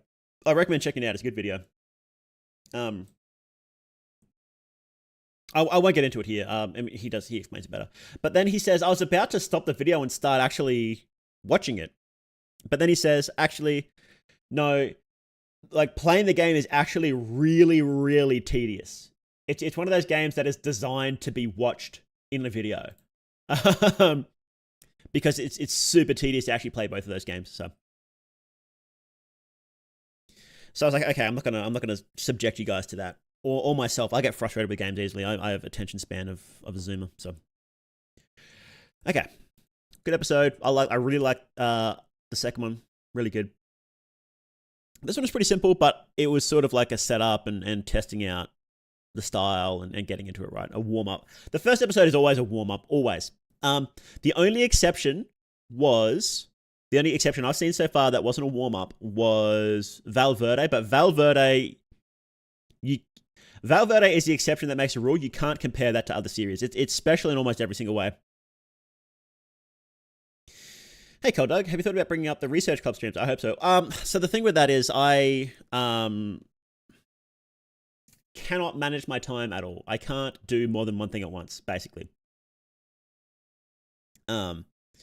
So I have been reading one book about that because I got where did I put it? Hang on. Oh, I've lost it. I've thrown it on my bed or something. I literally bought a physical book to read about the Chaos Magic stuff, and I just really struggle to manage my time and do that properly, unfortunately. It's my fault. Maybe I'll try again, but honestly, I just at the moment I'm trying to focus on put all of my energy into getting YouTube, like getting better with YouTube, getting more money coming in, making better videos, that sort of thing. So, you know, I thought it'd be easy just to spend a bit of time reading that every day, and I just can't do it because I'm really bad at managing my time, unfortunately. So maybe one day, you know, I would like to go back to it because it is pretty interesting, isn't it? But yeah, it's not in the cards for a bit. You know, I've had to drop a lot of stuff. I have a lot of things I was working on. I sort of had to stop every once in a while. Whenever I have too many things going, I'm trying really hard not to make any more promises like that because, you know, it people get disappointed in it. Like how I said I wanted to make that that Fear and Hunger fan game. It's like I really want to do that, but I just don't have time. I can't do it. You know, I want to do this, I want to do that, and it's disappointing. I don't like disappointing people, and I don't like dropping projects like that. So I'm just gonna stop promising things other than videos, videos and one stream a week. Any more than one stream a week, and I really feel like I don't have much time. So that's just me. I'm just bad at it. Maybe in the future, when I get enough money coming in, I'll start hiring an editor to help out with some stuff, and that'll free up some more time. And we'll see in the future, right? But for now, yeah, I'm just keeping it shrimple, right? So one of those things you got to take your time with. Yeah, it's something that you learn is how to balance all this stuff. And I'm not like someone like Frapollo who just seemingly who can balance his time really well. Like he can smash out, doing his real life stuff and doing all his videos and what have you. And he's just got a lot of energy. And I'm not like that. I'm a sleepy boy. I'm slow and methodical. And I like to think that my content, he does different content, right? I don't want to do that style of content. I want to do my own stuff, right? But yeah, that's why I like the content that I do make. Like my latest video, I'm super proud of my latest video. It's sort of slow look at this one, the tragic stories of Fear and Hunger. It's like a slow look at the tragic stories of Fear and Hunger. Yeah, I'm pretty happy with it. And it's content that I think only I could make. And that's what I want to do is I want to make content that only I could make, and that's sort of that fits in really well with my style. I am going to start making more videos though. Like before I left, so last week before I left for my trip, after I finished my stream, and then I realized, I've got about 2 days before I go. So I'm like, can I try and make a video? And I did. I made a video in 2 days. Hang on, I'll see if I can show you guys. Where is it? I'll give you guys a sneak peek because it'll be out in a couple of days. It'll be out in on Monday. Here, I'll give you a sneak peek. Yeah. So it's 11 Secrets of the Dungeon. And oh no, shit, I shouldn't show you that. I can't show you that. I'm going to private that. Because you saw the video link, because I'm an idiot.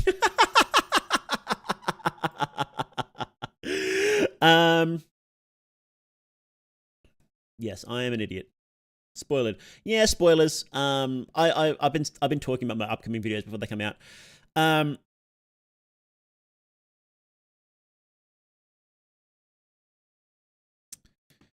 was going to say, if you're a patron, you can actually see the video early, but I showed it on screen because I'm an idiot. So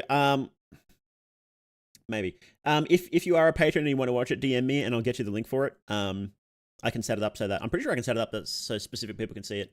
But if you're a patron, yes, you can watch it early. I might have to change the link though. Professional content creator, guys. Professional content creator. Yeah.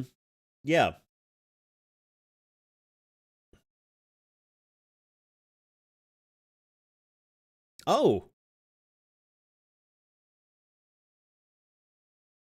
YouTube added a new setting. Like over the past week, they added the setting where you can restrict your video to viewers over 18. Wow, okay. They just added that. That's cool. So yeah. So this video is going to come out soon. So I pushed myself to make it in 2 days, and I did, and I'm actually pretty happy with it. So what I'm going to try and do is, and again, no promises, right? But I'm going to try and make these smaller videos more frequently. So you don't have to wait like 2 or 3 months in between my major videos, right? Because I don't like leaving you guys waiting that long. That's why I started my highlight channel, my second channel. So you guys don't have to wait that long for new content. Even if it is like not as high effort as some of my other stuff, but so yeah, so that's why I started uploading stuff on my second channel. So I started streaming again because I don't like making you guys wait that long. D&D? No. Secrets of the Dungeon. Didn't see no nothing. If you go to my Patreon, you can, and if you are a mid-tier or higher member, pupa or higher, you get to see. Let's have a look. Let's have a look on here actually.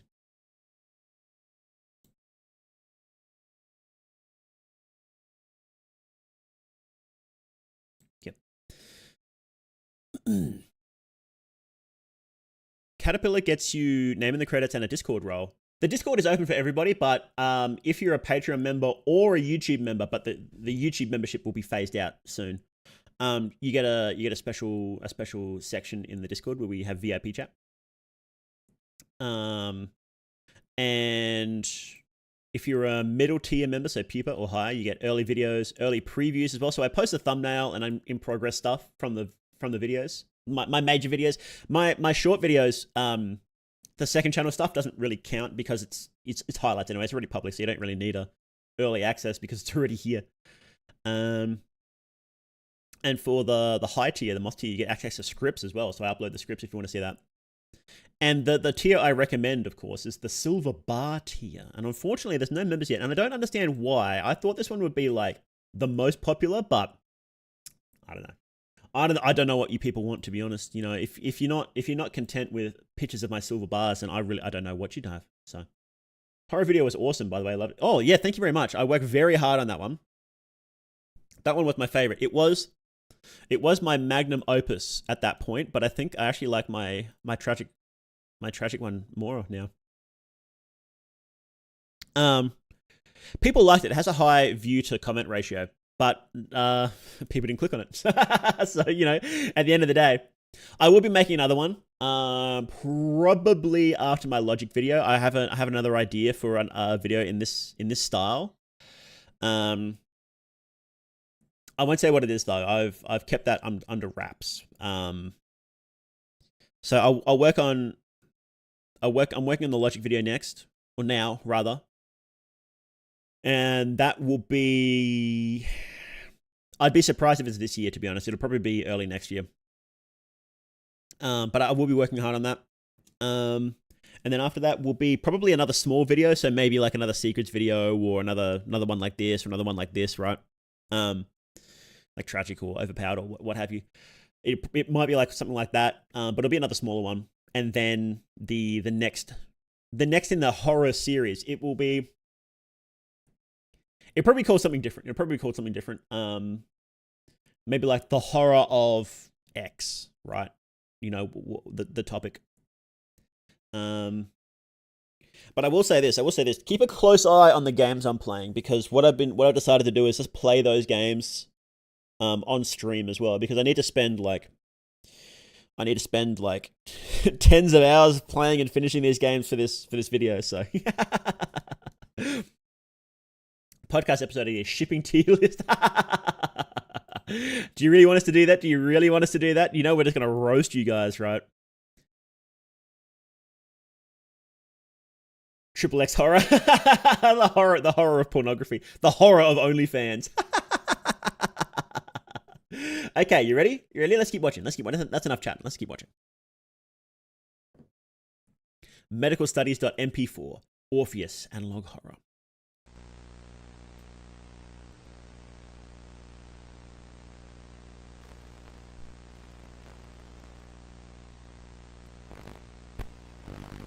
You know what we'll do? What we'll do sometimes is we'll get you guys to submit ships, and we'll judge your taste, and we'll roast the hell out of you guys. That'd be funny as. We'll do the shipping episode. That'd be great, wouldn't it? I'm legit gonna write this down. Hang on. The shipping episode. You guys. That one's gonna bang. That's gonna bang. Hey, Blackberry Dilly, how you doing?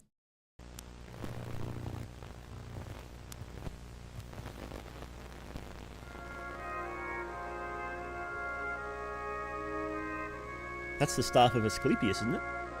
OMC.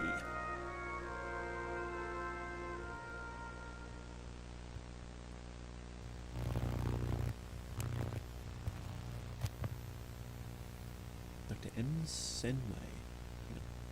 I think we have to read this out. Doctor responsible for autopsies and cadaver studies. Delaware. So, okay, so we're set in Delaware. Maybe. Orpheus Medical Center. There we go. Oh no, bros.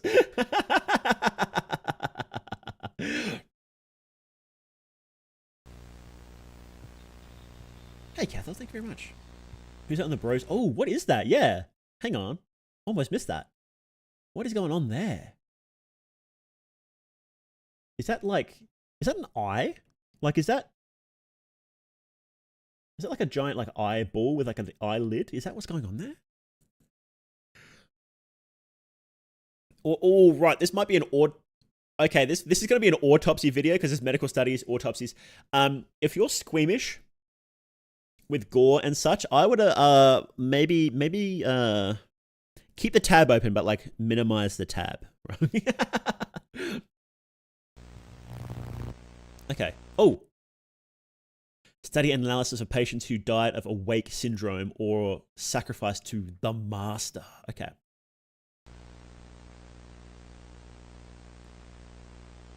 M. Senway. M. Senway. Is this a pun of something? Is this like a reference to something? M. Senway. M. Senway. Memnosine? No. Hang on, let me see.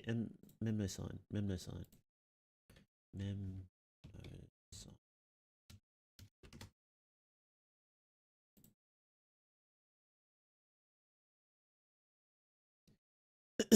In Greek mythology and ancient Greek religion, Memnosine is the goddess of memory and the mother of the 9 muses by her nephew Zeus.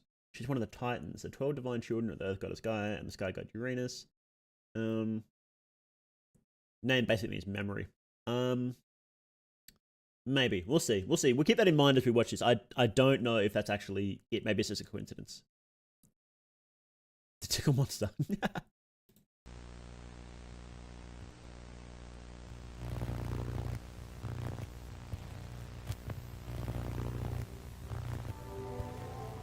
Average person. Okay. Oh, are we doing it? Are we doing the comparisons? Let's go, bros. Let's go. We're doing the comparisons. Analog horror, bros. We're here. We've made it. Let's go.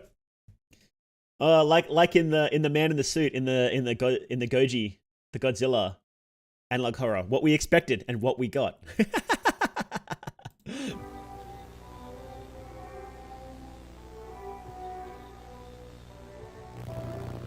Oh, awake corpse. Distorted face, hollow eyes, enlarged mouth, dislocated jaw, dull skin. But see, that's the thing, right? They did that to him. Like in the last episode, what was the guy's name? Was it Smith? Mr. Smith?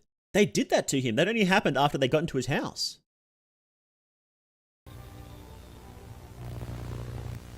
So maybe the humans don't realize that the demons are doing this. Maybe they just think that that's what happens naturally.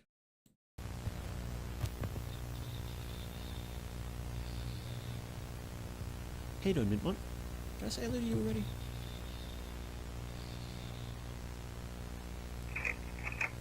Ooh, yes. Spookums, let's go, bros.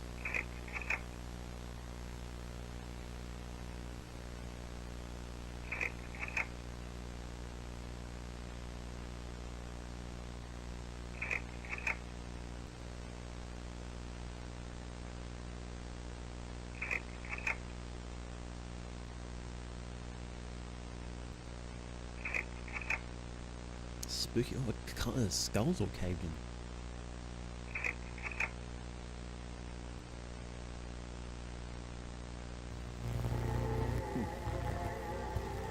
Spooky. Maybe this happens since... Maybe that happens since God knows how much and they think this death is normal. Maybe.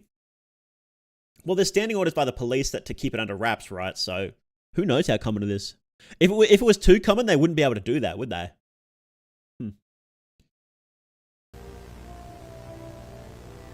I don't think there was an Orpheus. I think it was always a Sinister Force. Maybe. Sacrifice. Distorted eyes, wide nose, enlarged mouth, exposed teeth, dull skin, perpetual grin. Okay, so if you get sacrificed, if they scoop you and sacrifice you, then you get the grin. Oh, that's what happened to Smith, is he got sacrificed because he had the grin. He had the Mandela grin. The moon scorched? Troll face.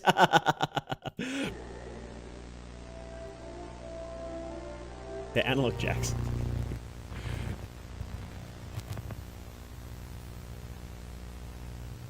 Because I'm happy. Me dealing with customers. Oh, now we got the spooky hat. Oh, and look, she's got the liar carved into her skin as well. So yeah, that's definitely what happened to Smith. That was his name, right? It was Smith? Happened to the fella we saw before. Like, if you get sacrificed, it looks like you get the liar, so. There's a PSA about meth a while back that had before and after shots like these. It scared the hell out of me. Yeah, that would be scary.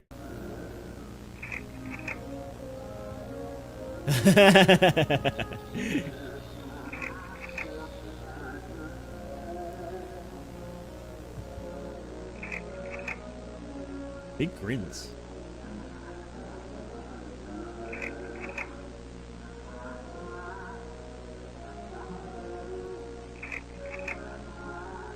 Oh, no teeth. The alternate Riz. Oh, this is the fella. Yeah, this is him. I wonder if this is a creator or this is just a picture of him. If so, he's got a thick neck. Bro's been working out. Good on him.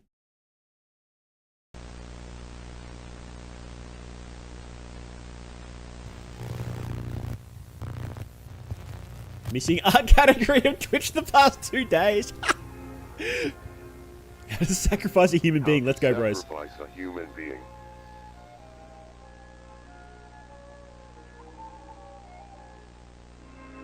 First step. Prepare an altar in a suitable room. Second step. Place the human on the altar. Okay. Third step. Pray.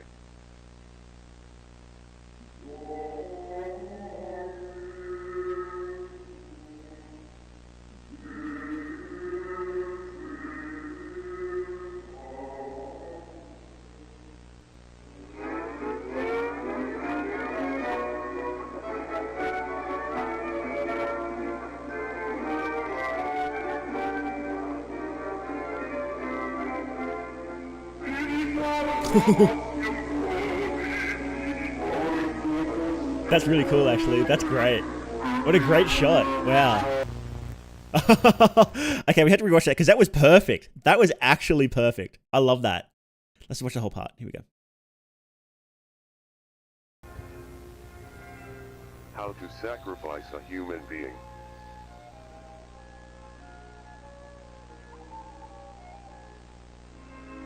First step. Prepare an altar in a suitable room. Okay, you guys writing this down? Prepare an altar in a suitable room. Place the human, Place a human on the altar. Okay. Sleepover activities. What happens when you fall asleep first at the Orpheus sleepover?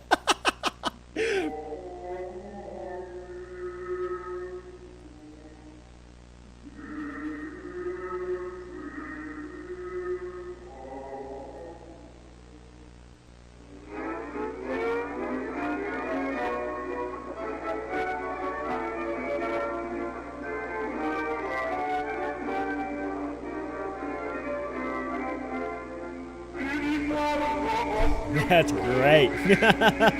How it comes out of the distortion effect. It's like it distorts and then it like sort of appears. That's great.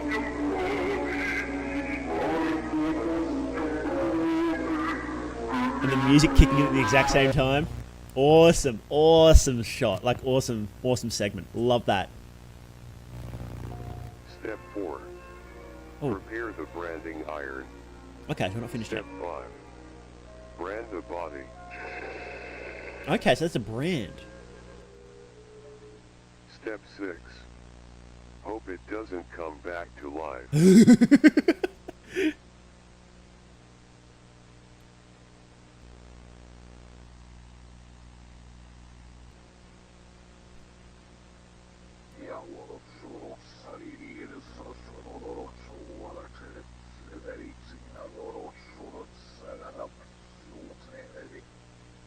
Okay, was that backwards? Jump scare incoming. There it is. I knew it. I knew it. You can't get me.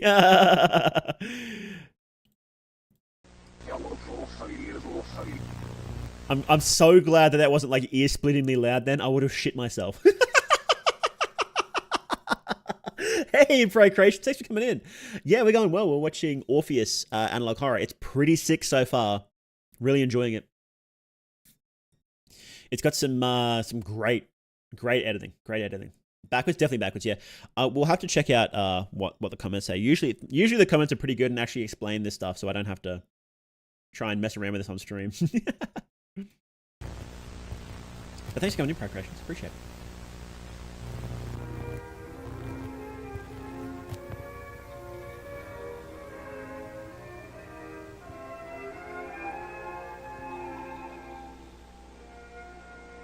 The end. No jump scares? No jump scares. Okay. So I think that this guy that came back to life is actually... I think that's Smith. I think that's actually him. Because he's like... It looks the same. The face is the same, yeah. So this is the guy from the call in the second episode.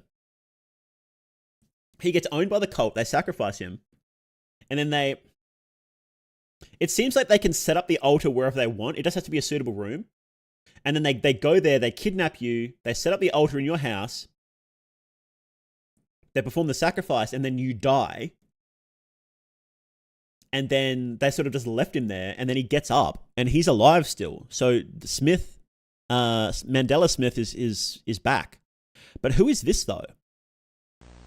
Hope it doesn't So there's someone lying here. come back to life. I don't know what that is. Is that like a light? I think that's just a light on there, right? I think this is someone sleeping, right? And then he's watching them. So I wonder if that's like his mom. I wonder if that's his mom. You guys reckon?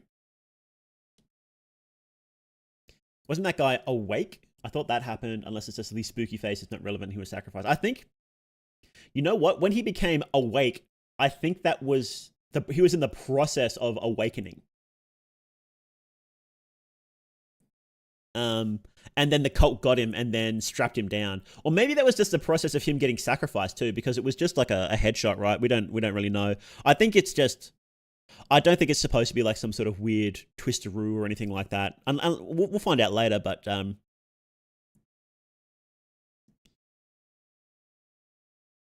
wonder who, maybe this could be, I don't think we have enough information to know who this is yet. It might be like a cult member who sacrificed him. It might be someone else entirely. It might be his mom. I don't know. I don't think we have enough information at the moment. So, or maybe it's what the reverse voice says. Let's see. Can you see the comments? You can't really. Let me just. Give me a sec. Give me a sec. I'll just sort this out.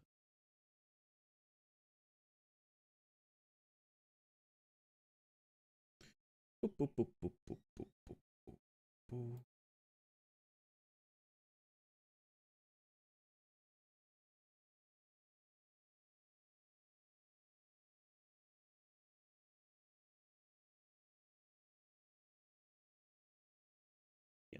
Why is it up high? Why are you up high? You silly thing. Yeah. Okay. You're into something here. Yes, it is good. It is good. What I understand, the sacrifice is much more dangerous than the awake corpses, especially after being branded. Yeah.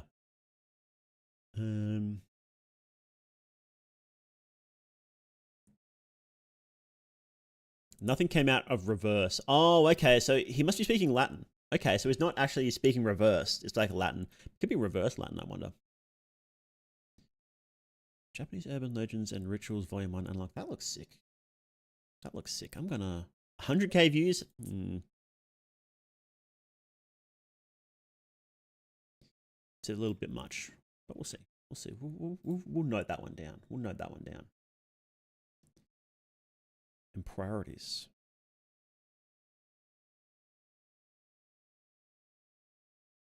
Okay.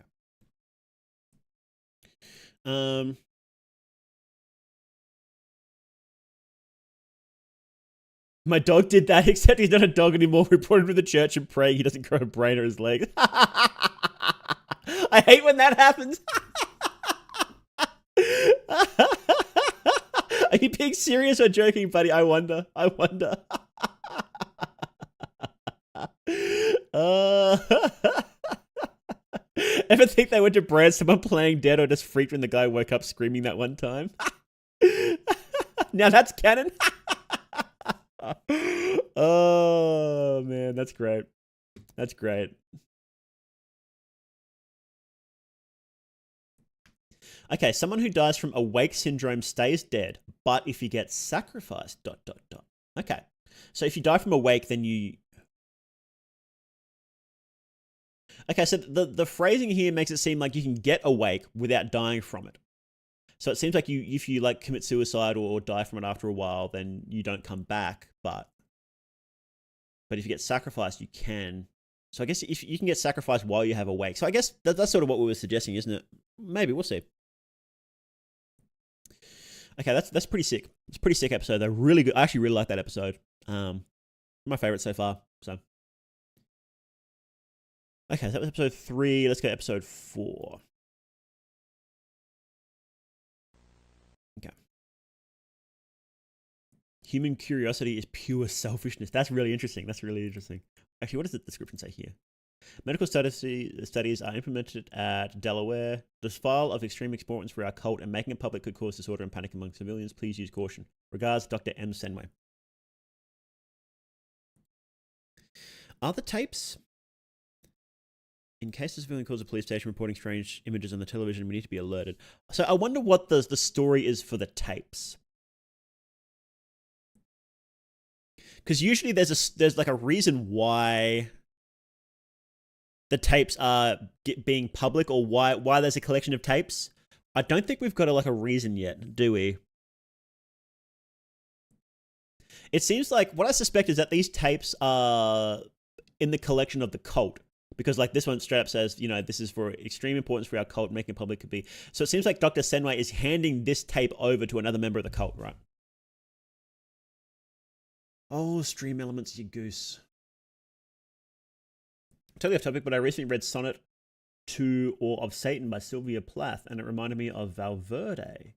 Just check it out by chance. Yeah. Read Sonnet. Let me just copy that.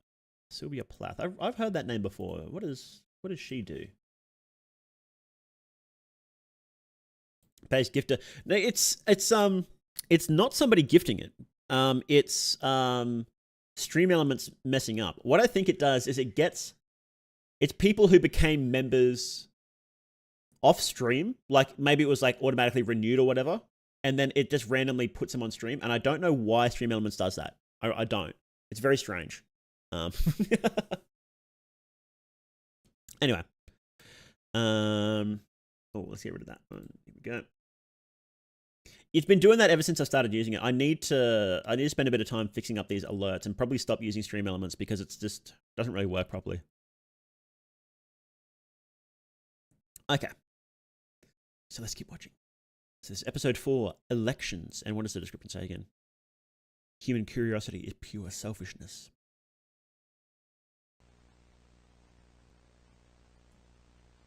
American poet from the 60s committed suicide. Oh, that's sad.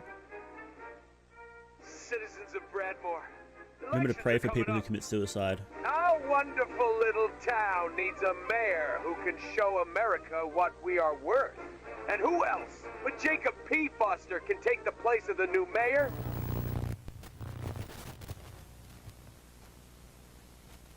Jacob P. Foster. I was born in this city 60 years ago. It was a wonderful place. I still remember when several of today's buildings were not yet there. I am very attached to this place. That's why I want to make it a perfect place to live in. Dear fellow citizens, my only mission is to bring prosperity to this happy little town. No crime will be allowed anymore. We will create together a place where families can live happily. Think of the children. Vote for me. Don't miss the polls on June 6th. We need your vote. I'm going to vote for this guy. I like him. Think of the children, guys. Foster for a new Bradmore. Vote Foster, guys. I agree.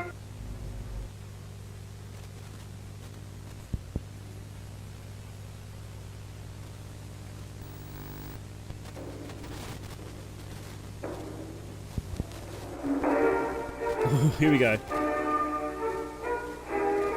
What are you doing, Orpheus? What are you cooking up?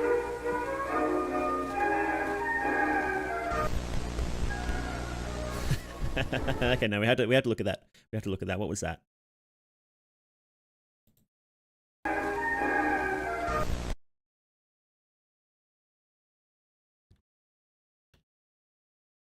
Creepy goat. Okay. That's it. We welcome you to the big family of Orpheus. We know very well who you are, and so we send you the best greetings, Mayor Jacob Patrick Foster from the happy little town of Bradmore, in Delaware. And our kind staffer has no doubt explained to you, when they handed you this tape, every mayor must go through these procedures. Every mayor? I wonder if it's like of this town, because it's Delaware again. So I wonder if this is where the where that hospital is. I wonder if this is ground zero of whatever Orpheus Corp is doing. Even the one who preceded you and his predecessor before. Oh, he is literally just explaining it, right? Okay, the one who preceded you and the one who, yeah, so it's definitely this town is definitely under the thrall of Orpheus Corp. Maybe other ones too. They haven't really been shown yet. I think it's just been in Delaware, so. We need trustworthy mayors to lead the flock of Orpheus. You probably have never heard about us, but we have been operating continuously for centuries. The whole world is under our rule, and you better submit to. We know your family very well, Jacob Patrick Foster, so you'd better cooperate with us. And remember to keep your mouth shut. Our existence must remain secret.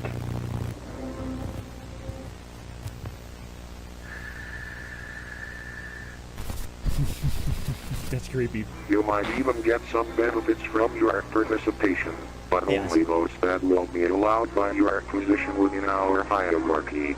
Here's a quick explanation for you. Ooh. In the lowest level we have police officers, the only position that allows scum to rise one level without too much effort. In the second level we have your category, city mayors and other minor offices. Orpheus doesn't like humans, does it? It really doesn't like humans. The only position that allows scum to rise. Well, that's demons for you. Demons do not like humans, so. At the third level, we find politicians and their councils. At the fourth level, we have the higher brothers. Okay. Among them are presidents, businessmen, and several millionaires. They are the only ones, without exception, who can attend our rituals as participants or spectators. Okay. So these guys, police officers, minor officials, and major officials, aren't allowed to participate in rituals at all, or even see them. That's interesting. So I wonder if that means the sacrifice from last time was only these people here. It's interesting to think that, you know, if you're going to get sacrificed by the cult, and then like Jeff Bezos and Musk just show up to your house and like, hi, how you doing? We're going to kill you now. Nice to meet. And you're like, wow, I'm a big fan, Musk. Can I take a quick spin in your Tesla first before we go? Above him comes our supreme leader, the most important mortal figure for our cult. Okay. Hang on. We have a mortal... So the supreme leader is a mortal figure.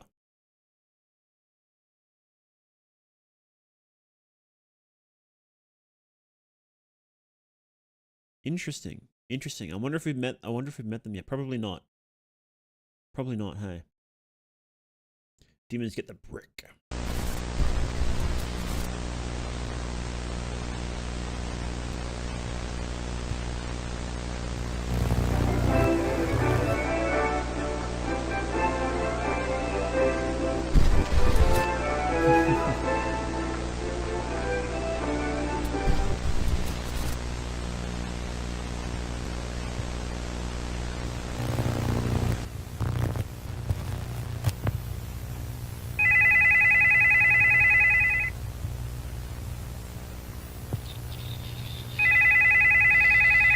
Who the hell is it at this time of night? Sir, this is Fedderson. Ah, Chief Fedderson. Okay. Why the fuck are you calling me at this hour? Sir, we received a call this afternoon. Seems to be a clear case of awake. Another one. Why are they so frequent? Okay. Those idiots at the local TV station had said that they could broadcast awake-proof subliminal messages. It is impossible to broadcast awake-proof subliminal messages, sir. Whatever precautions we take, there will always be someone able to see through our filters. Ah, the hell with it. What is the name of the subject? Smith, sir. Oh, Alexander here we Smith. go. He lives in Jefferson Street all alone. His mother and younger brother live 2 blocks away. Thank you for the information. Are we back? Are we back yet? I'm gonna have a Ferrero while I wait. A Ferrero Rocher, as the French say. Is it French? Oh. Hey, we're back. We're back. Hey, Raccoon, how you doing, man? Thanks for coming in. Appreciate it. Hope your day is going as amazing as you. Oh, thank you. I'm eating a Ferrero, so bear with me for a second. You get some chewing noises.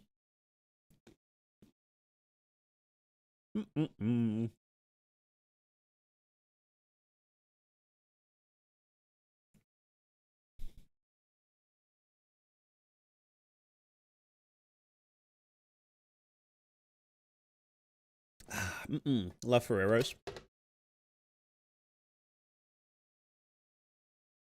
What did you guys miss? Like, what did it cut out on? Did you see the whole conversation?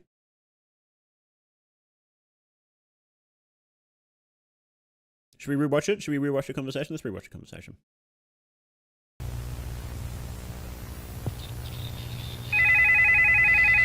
Who the hell is it at this time of night? Sir, this is Fedderson. Ah, Chief Fedderson. Why the fuck are you calling me at this hour? Sir, we received a call this afternoon. Seems to be a clear case of awake. Another one. Why are they so frequent? Those idiots at the local TV station had said that they could broadcast awake-proof subliminal messages. It is So I wonder, so there's two things here, right? I wonder why the TV station said they had awake-proof subliminal messages. Why would they think that when Orpheus has been pretty clear that they can't do that? So someone's lying there. And another thing is, I wonder if they specifically don't want to awake-proof their messages because it gives them a steady supply of sacrifices. Messages. It is impossible to broadcast awake-proof subliminal messages, sir. Whatever precautions we take, there will always be someone able to see through our filters. Ah, the hell with it. What is the name of the subject? Smith, sir. Alexander Smith. He lives in Jefferson Street all alone. His mother and younger brother live 2 blocks away. So his mother and younger brother live 2 blocks away. If you live 2 blocks away, why would you not see someone for like months? Because he said he didn't see his mum for like 3 months. I guess some people are like that, right? You know, I guess it happens. I don't know. I think I would go over to my mum's place for dinner, like, you know, once a week or something if I lived 2 blocks away. Maybe the people that can see through the filters are the chosen sacrifices. Well, anybody who gets awake syndrome is somebody who can see through the filters. And only some of them get found before they KYS themselves or they die from awake syndrome however way. They want to find them because if they survive awake syndrome, then they start riling up other people, and that's what they want to stop that. If it seems like if they catch them before they die, then they guarantee sacrifice them, is what seems to happen. So and if you get awake, you tend to go crazy. So it seems like if you get awake, you are dying one way or the other. That's what I think is happening. I like how Foster's face looks photoshopped into someone else's head. His head looks, yeah, it's an interesting pose, isn't it? I like it though. It looks a bit uncanny. I like it when analog horror does the Photoshop bodies that look a little bit odd. I think it gives a nice uncanny look to it, I think. I like it. They live 2 blocks away. Thank you for the information, Fedderson. I will contact the Delaware section. I hope they hurry to take him. Something else here too. He says, I'll contact the Delaware section. I wonder if they're being rused and it's actually just entirely in Delaware. And the cult is like, no, we're global, but they're not actually global. Although that being said, the devil does have dominion over Earth because that's how it works. And if this is just straight up the devil, then yeah, it makes sense that they have they have cults all over the world. Then I hope they hurry to take him. This awake thing is getting on my nerves. It is the role of the police to keep you updated in the situation within the town. If the presence of an awake is detected, you will be notified and must advise us as soon as possible. Then we will take care of the situation, and you will have to do nothing more. okay. So it seems like there's a clear chain of command in the cult, right? So the police officers have to notify the mayor. Then I imagine the mayor has to notify the next guy up, and then the next guy up notifies, the cult. So you wouldn't, like a police officer wouldn't be able to talk to like the president to do this. The police officer has to talk to the mayor. So it's a clear chain of command. So the person at the bottom never speaks to the people at the top. They wouldn't need to. It gets passed up the chain. We'll take care of the situation. Oh, nom, nom, nom, nom.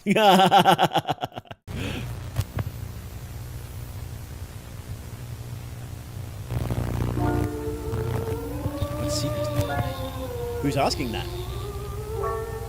Thought the mayor. Oh, he's so dead, bros. I also want to know. I want to know about the sacrifices. No, buddy, you don't. Would it be so bad to secretly follow them in their rituals? Bad idea. Yes. We've got it. Uh-oh. Bad idea, Mark. Oh, that's great. That's great. That's great. Is it as good a delivery as the Mandela one? Uh-oh, bad idea. I think the uh-oh, bad idea, Mark, that delivery on that was a little better, but it's still good. It's still good, though. Makes my awake chocolate seem a bit more ominous now. It's good. I like it. The goat head. He's got blood in his teeth. It's great. And sorry, just to say, I like the one in Mandela Catalog a little better because it just goes boom. It doesn't fade in. So I think when I would do this is I would go, it'd be so bad to secretly follow the rituals. I would hard cut. I would go bang, hard cut to that, and not have like a few seconds thing. I would just go boom. Bad idea. Gem idea.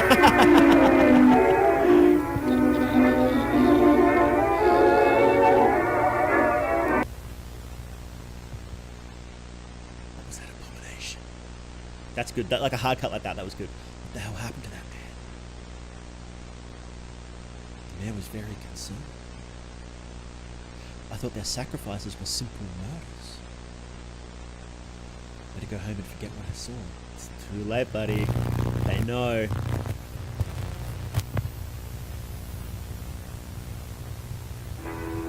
Coming up, a look at your local radar. But first, the current local conditions.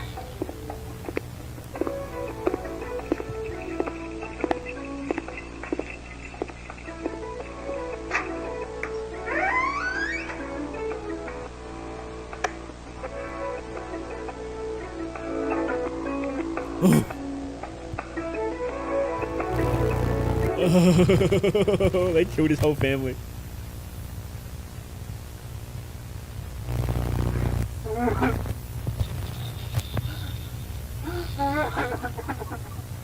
all dead. And it's only your fault now. Human curiosity is pure selfishness. People like you must be punished.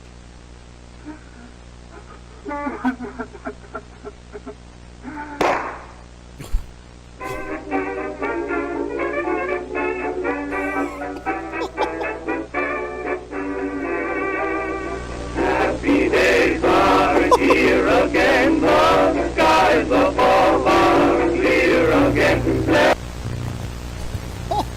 What an ending, that was great.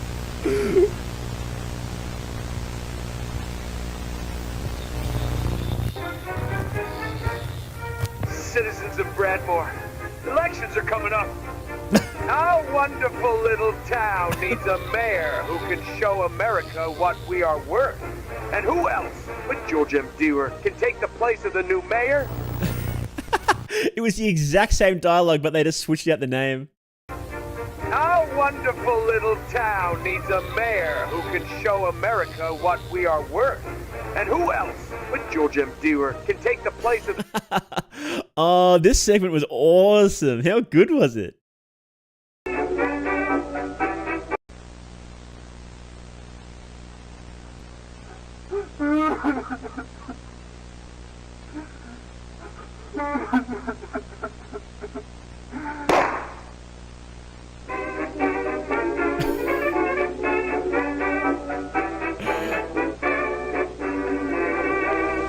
Happy days are here again. Oh, that's great. The fall are clear again. Wow, okay, I love that section. That was so good. Oh man, yeah, this was great. This whole episode was awesome. You can tell the creator is getting way better at it. Editing's better, what's happening is better. Voice acting, I still think it's AI, but it's getting a little better. Yeah, great episode. Loved it. Absolutely loved it. Yeah, like I've only got all throughout this so far, I've only had minor nitpicks. Except for the voice. Was it the voice acting in did this one even have voice acting? No, it was the voice acting in this one. Was pretty awkward. I think it would be better to even just get if it's supposed to be really tongue in cheek, then this voice acting's fine. Like the AI voice acting's fine. But if it's meant to be a little bit more serious, I would legitimately just get two of your mates to do the voice act, like yourself and a friend to do it, because it would be better than the AI stuff. I think because AI stuff is just awkward.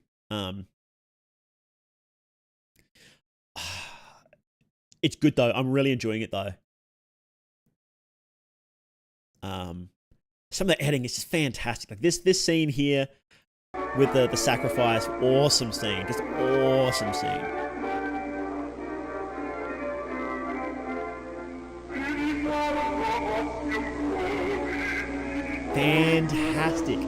Fantastic scene. Music is used so well in this. Music is used fantastically. Like this part here, where after he shoots himself, the music just starts playing. Perfect music choice. It's perfect. Great portfolio piece. Yeah. Happy days are here again. The skies of fall are clear again. Perfect music. I even thought that I was originally thinking, oh, you know what? As a nitpick, I would say hard cut to this instead of having a fade in, but it fits the music. Happy days are here again. It's good. For a series by a channel called the Baroque Hour, which is obviously based on music is used fantastically so far in this. Maybe even the best. I'd go so far as to say it's the best music usage I've seen in analog horror. I think. Valverde had some good ones, but that wasn't the focus. And this is so far it's been much heavier the focus, and it's been good. It's been really good. Had to test out oil pastel today in class, and I wanted to do an analog horror phase, and I chose you. Would you like me to send? Hell yeah! Oh, that'd be sick. I'd love to see that.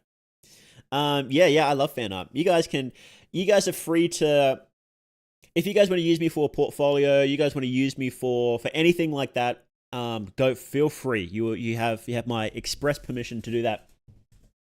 And my attitude is really similar to Miro's for Fear and Hunger stuff. If you guys want to sell like small, like charms or anything like that, feel free. Not I'm big enough to do that yet, but feel free to if you want to do anything small like that. If you're making serious money, then we'll have to have a chat. But if you want to do small fan stuff like that, then absolutely. I love seeing people be creative, and if I can inspire that even a little bit, it makes me very happy. So it's always been one of my I've always tried to promote other people being creative as much as possible, and friends and what have you. So if I do that a little bit, then yeah, I'm very happy to see it. Yeah, sick episode. Well, they're bodybuilders.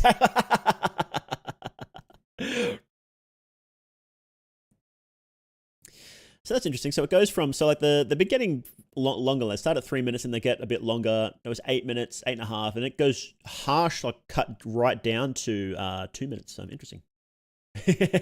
Daka Morde. There we go. Is my net dropped again?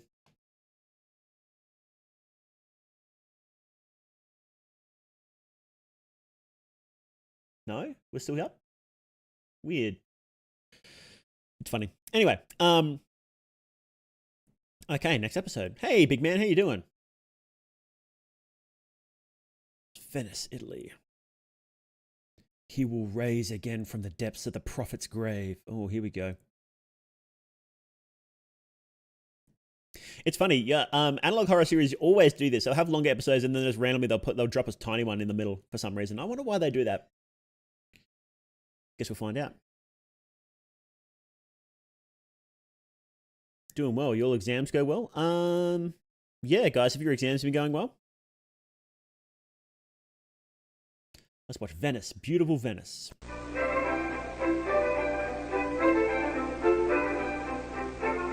Venice. The spot. Church of Santa Maria Gloriosa del Fuego. Okay, we're gonna have to look this up afterwards. Okay, so there's a cavern under the church.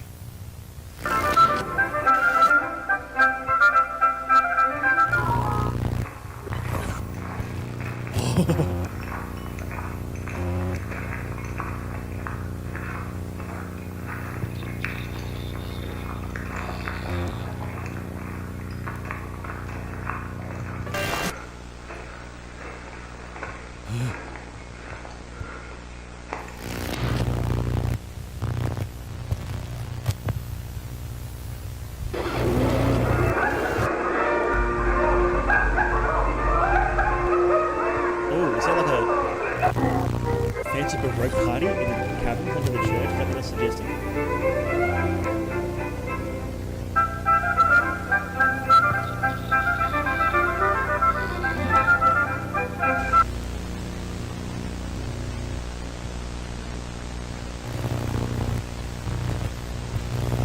Oh, these are old leaders. Probably the leaders of the cult. The smell of iron and putrid. Hang on, no, we need to see who that leader was. El Prete Rosso, leader from 1718 to 1741. I'm going to write this down. We need to write this down, don't we? Hang on.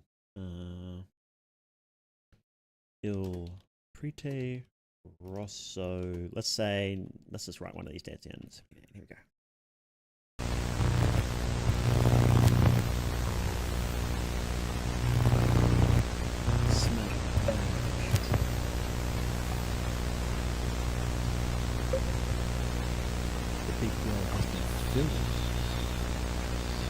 Okay.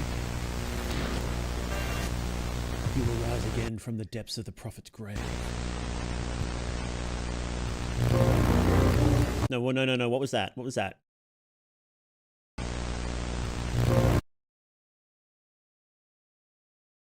Oh, it's the same text. Venice, beautiful Venice. Come with your family.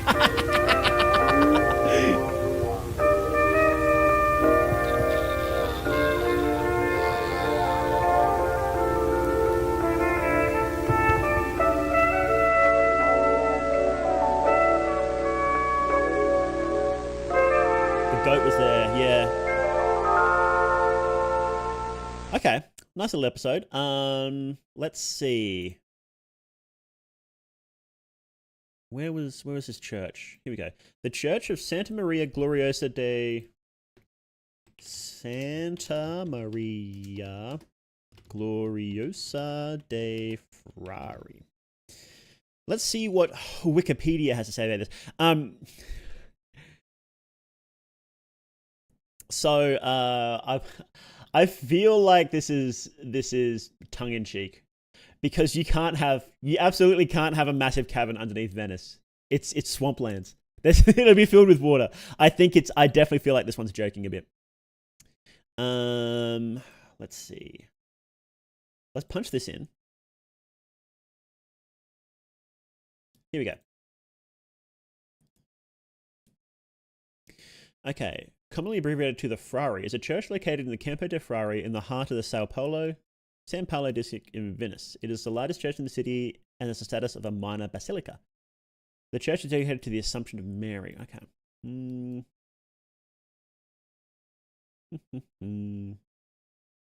Notable for many tombs and works of art that accumulated in the centuries after it was built. It contains very many grand wall monuments to distinguished Venetians buried in the church. Okay, so there's lots of people buried there. Ah, interesting. Famous people buried there, probably members of the cult, I guess this is suggesting. The Assumption of the Virgin and the Passero Madonna. The basilica contains the only rood screen still in place in a church in Venice, a vestige of the Venetian Gothic architecture. What is that? What is a rood screen? I don't think this is relevant, but... So it's like a screen that separates the front and the back of the church, I guess? Common feature in late medieval church architecture, but rood screen would have originally been cemented by a rood loft carrying the Great Rood, a sculptural representation of the crucifixion. Retention of any visual barrier between the laity and the high altar was widely seen as inconsistent with the decrees of the Council of Trent. Oh, okay. Oh, that's interesting. So yeah, it's a barrier between the common folk and the priesthood, which definitely is part of the cult, isn't it? Okay. What's this about? What's it about? Originally rather shocking to the Venetian public, but soon recognized as a masterpiece. I wonder why it's shocking. Assumption of Mary was a Catholic doctrine that remained optional in the early 16th century. It was not declared an article of faith until 1950. It's the Assumption of Mary. One of the four Marian dogmas of the Catholic Church. We pronounce, declare, and define that to be a divinely revealed dogma, that the Immaculate Mother of God, the ever Virgin Mary, having completed the course of her earthly life, was assumed body and soul into heavenly glory. Oh, that's interesting. Okay, so this is a Catholic dogma that Mary, body and soul, is in heaven, which is very rare in the church, very rare. But her body is without sin, so that's why she was able to get in.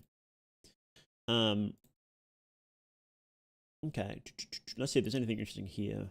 I don't think so. Church temple hosting funerals and other gatherings for the deceased. Let's see if there's anything like profit. Nothing to do with the profit here. All right, let's see. What's El Prete Rosso? Let's see. El Prete Rosso. Does this contain it?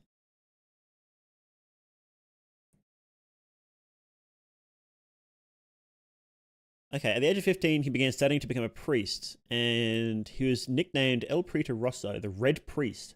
So this is Vivaldi. Okay.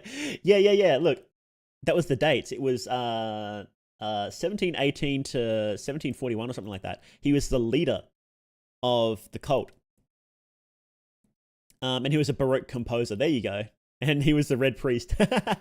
Is he buried? Is he buried in that church?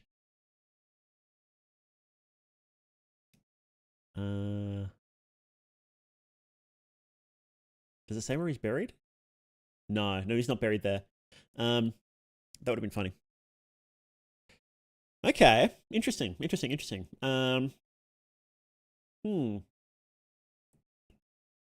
I wonder. So that explains the link between. Wasn't Baroque called like?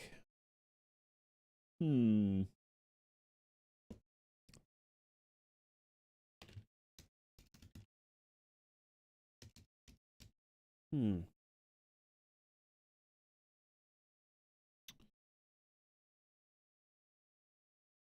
I mistakenly thought that Baroque was like connected to the devil somehow, but I guess I'm not correct there. It would say it here, wouldn't it?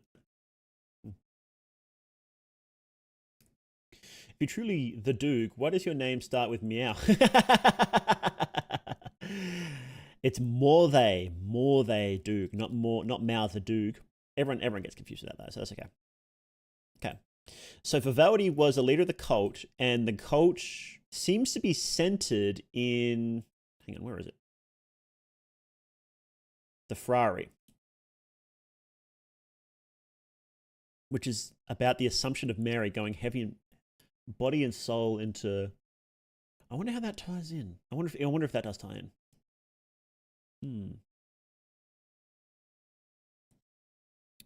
Well, we'll keep this in mind. We'll keep that in mind. I think we'll keep that in mind going forward. Okay. So next one, blood donation. Okay, ready?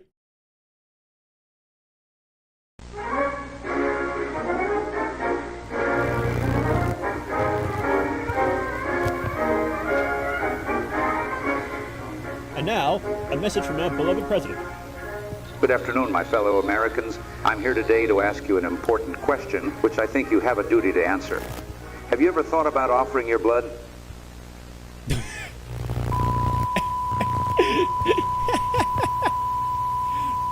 Okay, so it does seem like the cult does go to the highest echelons of power. So you've got, if this president, I've actually completely forgotten his name. If this president is doing the work of the cult, so yeah, it does seem like the cult actually does have power over the world. AI voiceovers the future, yeah. Is he a vampire? Good question. I guess we'll find out. Why, yes, I have thought of offering my blood. Have you ever thought about donating your blood for the homeland? Our hospitals are in great need of it. And I know in my heart that the population cares about the health of the patients. You would never let one of your relatives die, would you? Well, now imagine that one of them needs your blood to survive. What would you do? Of course you would donate it without a second thought. That's why, just for your benefit, I and the other leaders of the earth have put ourselves on the line to reach your consciences with one cry. Donate! Donate your blood!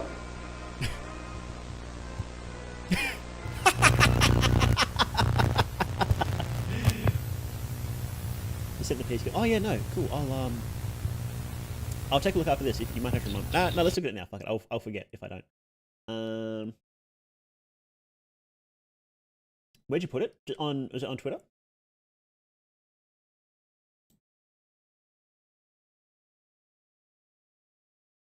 Wish someone did Ronald Reagan cut up or talking thing from SCP. It's perfect analog horror. Oh, I think they did, didn't they? Ah, here it is. Oh, that's so cool. Do you mind if I show it on stream? That's so sick. Oh, it's huge too.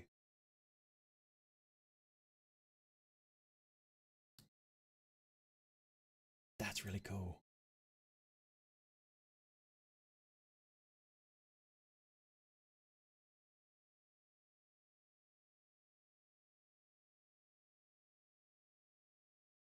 Okay, give me a sec. I'll pull this up, guys.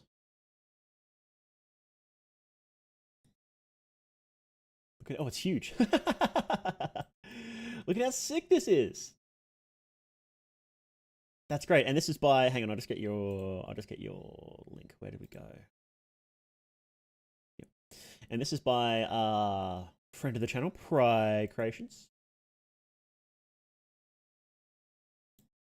Make sure to go check him out. Yes, absolutely sick. That's great. That's so creepy. How big is that? Like, how big is that IRL? Because you said that was like an actual painting, right? That'd be terrifying to hang up on your wall. See it when you come in. That would legitimately freak me out.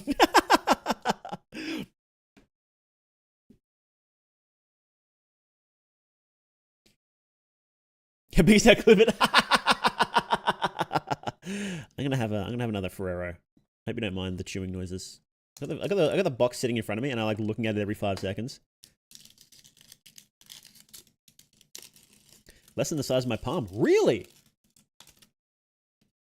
Wow. Wait, really? That's a lot of detail for such a small piece. Then what the hell? How do you even do that?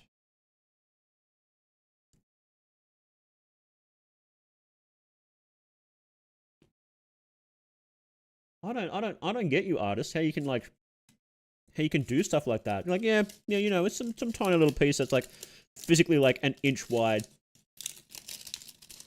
Just jam this detail in there, no biggie. That's so cool though. Practice for a big piece. No, that's fine. No, that's sick.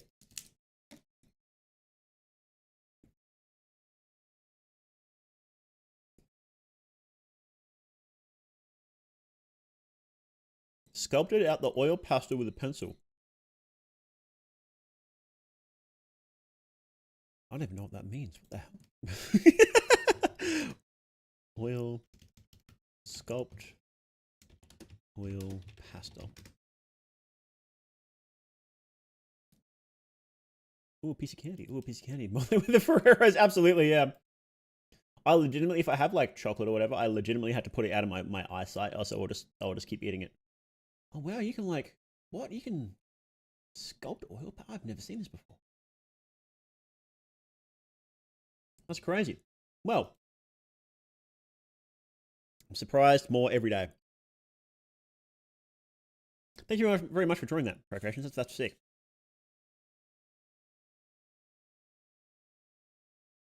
I haven't actually revealed the art for this yet, but I will give a small teaser. Procreations. Excuse me. Ferrero in my throat.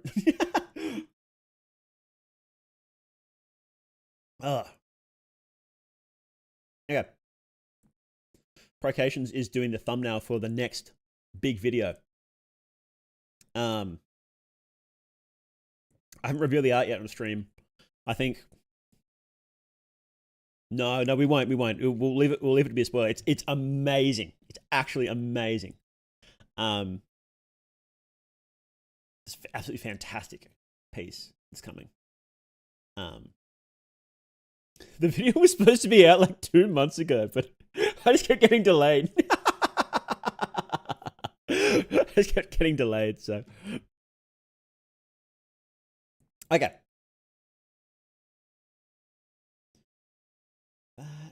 Go. All pastels are thick as fuck and chunky. Oh, wow. Okay. How odd. Yeah. Whenever I hear about different techniques that people do, I'm just like, what? I had no idea that existed. Okay. Let's keep going. Let's just, I've actually forgotten what we're up to. Okay. Yeah. Blood drive. Okay. Let's keep going. Thank you again, Procreations. Awesome. Since 1955, several accidents have occurred. Each of them is carrying a large amount of blood from donation centres. At the scene of accidents, ambulances were always found with a cargo of blood mysteriously stolen. The case is still open, and ambulances, even to this day, are still being attacked around the world. The ambulance vampires, as the media calls them, have never been caught, and their presence has brought a blood shortage to hospitals around the world.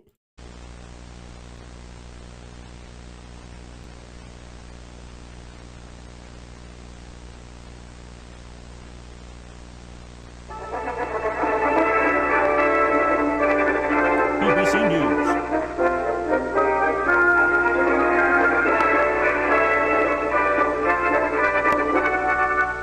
The ambulance vampires strike again. In Birmingham, an ambulance has been found completely destroyed at the crossing of Albert and Whitton Roads in Birchfield. Police are still investigating the incident and the resulting theft of blood. The 2 drivers were found dead. Terrible sadness at the incident and urged the people of Britain to continue donating at the designated centres to remedy the blood shortage in British hospitals. Good evening. Another incident caused by ambulance vampires worries the people of Birmingham. where an ambulance carrying blood from the nearest donation center... Oh, we're back on the ground again. In the last video too. So it's under. This is under the church. That's what I think.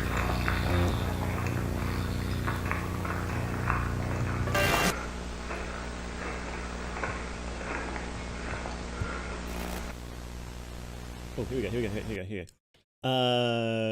Giulio? Is that how you pronounce it? Giulio Moravia, worker from Rome, Italy. He was working on the renovations of the church of Santa Maria Gloriosa de Frari in Venice. After a sinkhole opened in the floor of the basilica, Giulio fell underground. The sinkhole was quickly closed and the other workers who witnessed this were eliminated. What? Eliminated? What does that mean? Hey, how you doing, Jennifer? Put that shit in the bag. Sir, this is a blood bank. Exactly. Pronounced like Julio.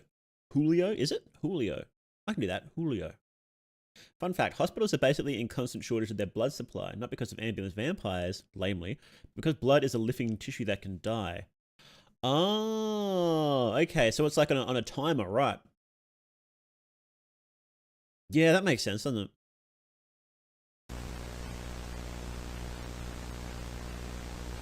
Okay. Average Mexican construction worker experience.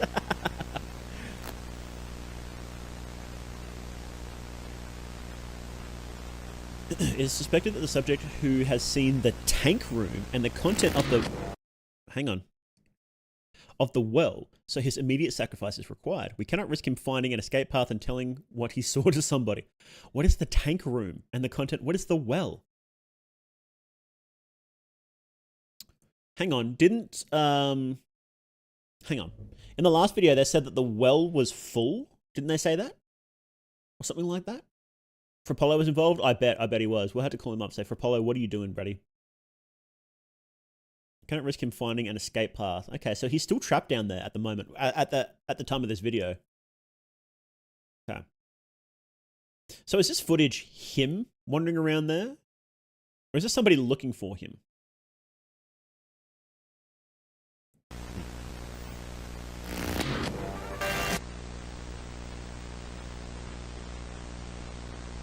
They saw the hole. Kill him.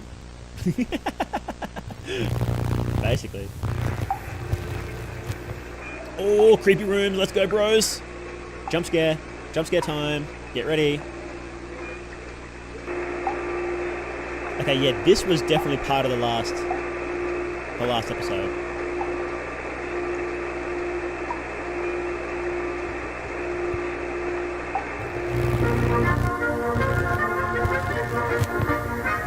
He saw. No, Julio. You okay, buddy?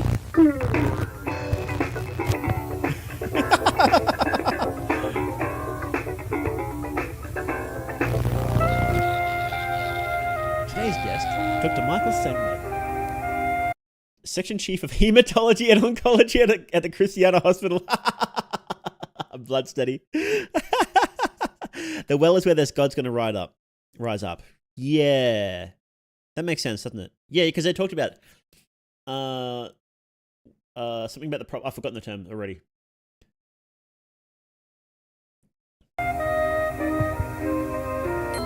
Well, let's say that the situation is quite serious. The ambulance vampires have been operating on a regular basis since the post-war period, and in recent years they have caused a heavy shortage of blood for the hospitals.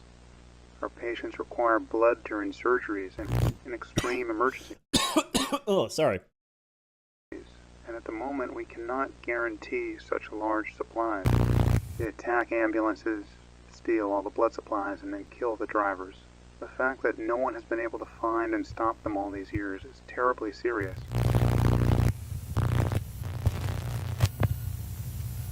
We suggest the name Ambulance Vampire. What do I think about it? Well, I'm of the opinion that these are simply contraband traffickers who resell. I was going to say, like, the name Ambulance Vampire is like a cool name. And everybody's using it, which is really, really unique for people across the globe to use the same name, isn't it? So, but yeah, it looks like the cult put the message out. Use the name ambulance vampire. That's actually really clever. That's a really clever touch. Yeah, I'm wondering what the deal is. This like, is it like a real guy that he cut the face out of to use, or is this like deep fake stuff? Because yeah, it is really good, isn't it? Contraband traffickers who resell. We need a quicker method for blood collection. So in conclusion, it is necessary for all American citizens, and not only them, but also all the citizens of the world, to make an effort to donate their blood to the specialized centers where it will be collected and transported to hospitals in the... Oh, they're dumping the blood down that well. That's what they're doing. Okay. Yeah, that makes sense. Okay, that's what they're doing. They're dumping the blood down the well. So they're sulfur cultists, basically.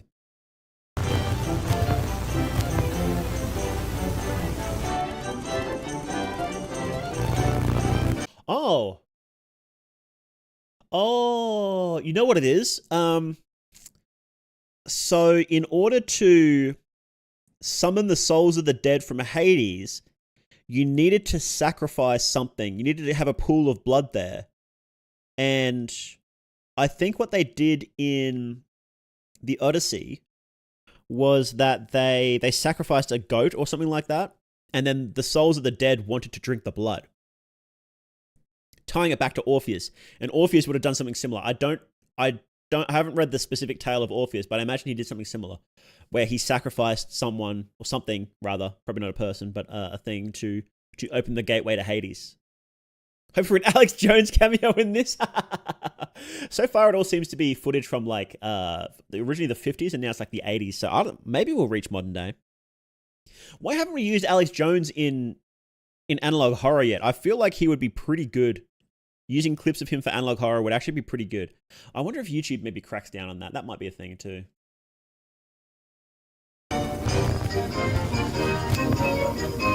Yes, he's getting stronger.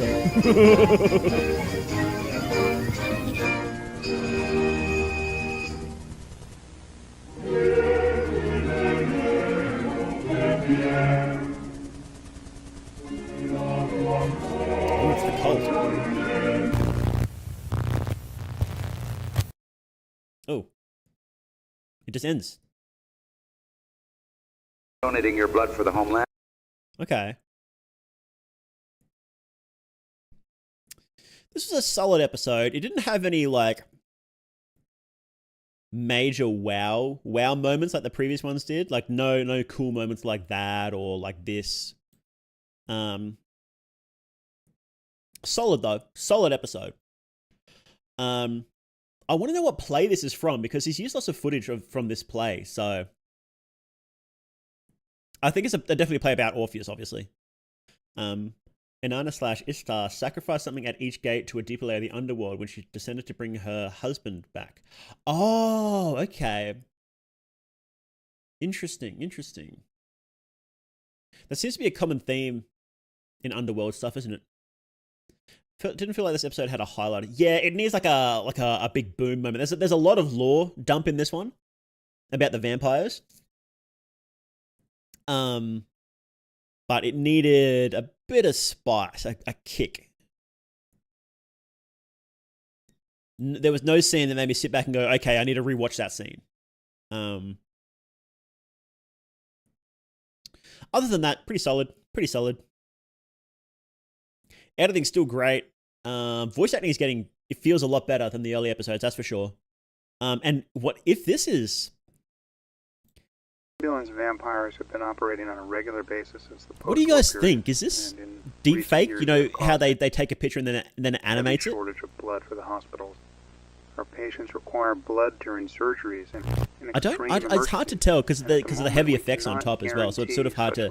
You can't really get the usual tells. And at the moment, we cannot guarantee such large supplies. But it looks good. If it is, pretty good if it is.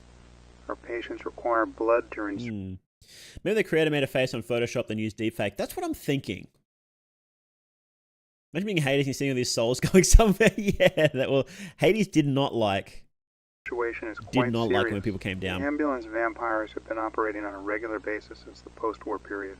and in recent years they have caused a heavy shortage. It could be because look at his mouth. Look at his mouth, right? Can I get a little closer? Look at the mouth. It's serious. The ambulance vampires have been operating on a regular basis since the post-war See, it doesn't quite move like a real mouth, and you can't see the teeth or anything in there. Shortage of blood for the hospitals. Our patients require So I think this actually is a deep fake. In extreme emergencies, and at the moment we cannot guarantee such large supplies. Yeah, I actually think it is. Ambulances steal all the blood supplies and then kill the drivers, which is pretty cool. That's pretty sick. Yeah, that's really good. I think stuff like us. I think things like this show how you can use AI in an interesting way in your project. I don't think AI is automatically bad. I think there are definitely bad uses for it, and a lot of the uses you see on like Twitter and that are really bad uses for it, right? Just wholesale making new art and all that sort of stuff. That's sort of kind of lame. But when you use it to do interesting stuff like this, like. Because you want to be careful implying that some random doctor from the 80s was actually part of this secret cult to steal blood from everybody and raise the devil. And you want a very specific look, and realistically, you're not going to be able to hire an actor for this stuff and do a full set design for some random horror series online. You realistically don't have the money, time or expertise for that. You just don't. So yeah, thanks for coming in, KG. I really appreciate it. So making a brand new character and then being able to deepfake this stuff, I think is good. Operating on a regular basis since the post-war period. It was like that guy on Twitter who made an animation and then then used AI voices for it as like it was like part of his portfolio, and like famous voice actors started dragging him for it, and it's like it's not like it's different when it's just some random online project compared to like a fully funded studio project, right? I think when you're doing stuff like this, or for like even for your portfolio, when you just need something and you don't have the money or even time sometimes to get it done, it's like it's fair to use AI to fill in the blanks there.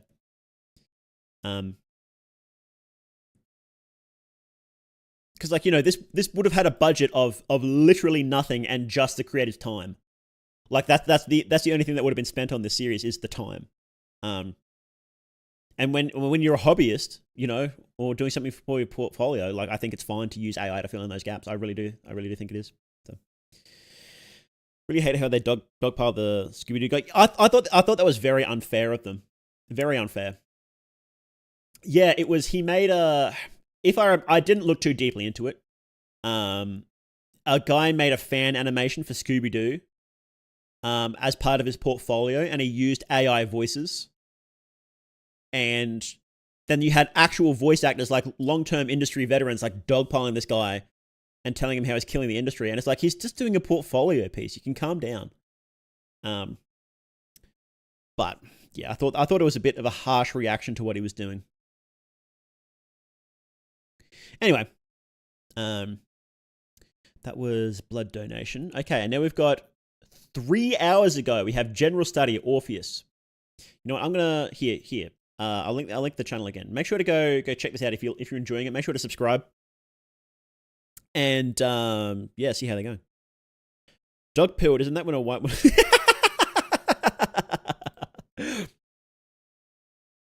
Okay. 6 hours ago now. Okay. Has it really? We've been watching this for like 3 hours? Okay. Let's watch. What was the description of this one? Rejoice. Okay. We ready? Let's watch.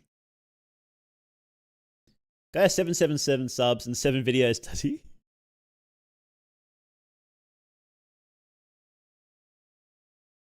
One of you subscribed and ruined it. That's funny.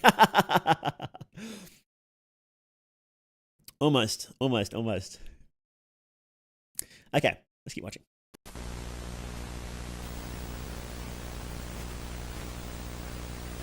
Okay, oops. Warning. The following is a videotape as a proper The following videotape is a property of OMC. The viewing of the following audio-visual data is prohibited outside of assisted facilities. So OMC is the hospital that doctor worked at, who is the hematologist, and he's a member of the cult. And he studies the corpses of sacrifices and awake victims. And apparently runs the blood the blood hijacking too. He's part of that, so.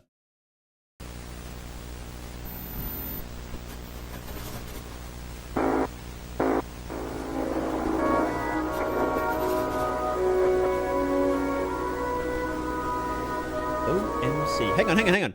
That must stand for Orpheus, wouldn't it?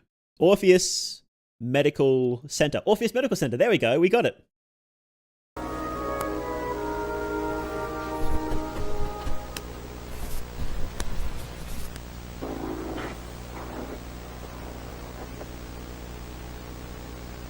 Dr. G. Bergman, Head of Broadcasting Experimentation Division.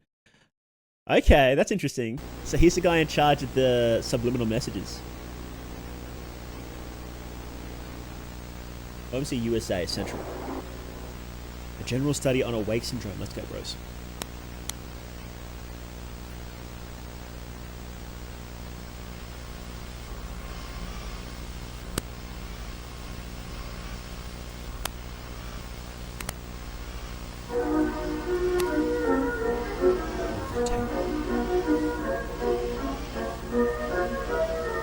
Recording of last month's TV schedule.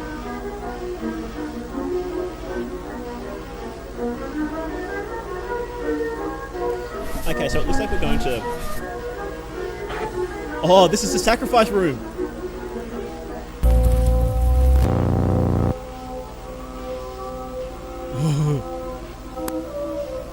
Subject number 1, Bob. The subject was captured while returning home from work. He has no special features. He's the average American man. He looks a bit stressed though. Poor Bob. Look at him.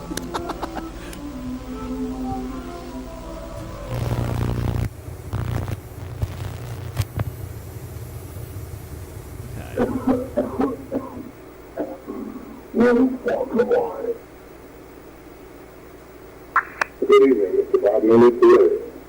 You're in very good hands.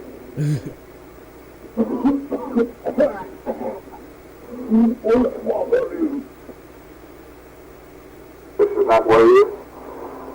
Please relax and keep your eyes fixed on the television at the center of the room. Oh, okay, so they're... Oh, that's creepy. They're watching him through the window. They're experimenting on the recordings, so... This is interesting. Why would they... They have a recording of the Baroque Hour, of the subliminal messages, and they're trying to figure out what it does. So I wonder why they're doing that.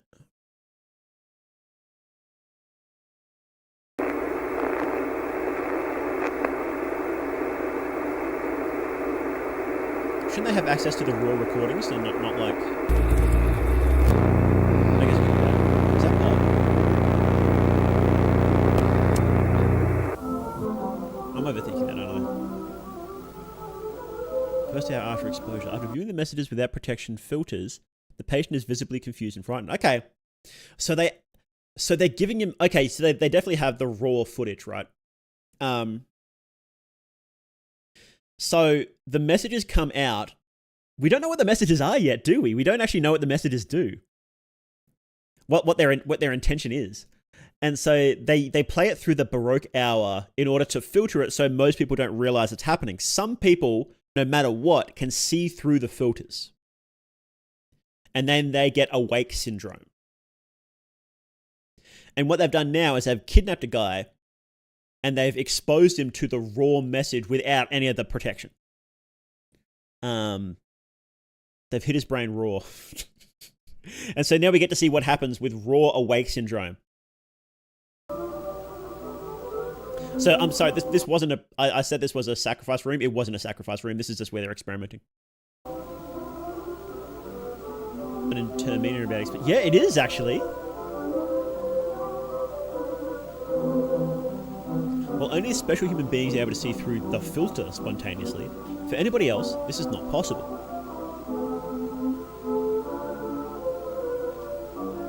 Also, by forcing natural conditions through the elimination of the filter from the TV screen, we can generate an artificial awake. Only in this way is it possible to study the stages of the syndrome step by step. Okay. 10 hours after exposure, the patient suffered from nightmares and night terrors during the entire night. Early symptoms of awake syndrome are beginning to appear. So I guess they wouldn't... When they get someone who's awake, they're only alerted after somebody is already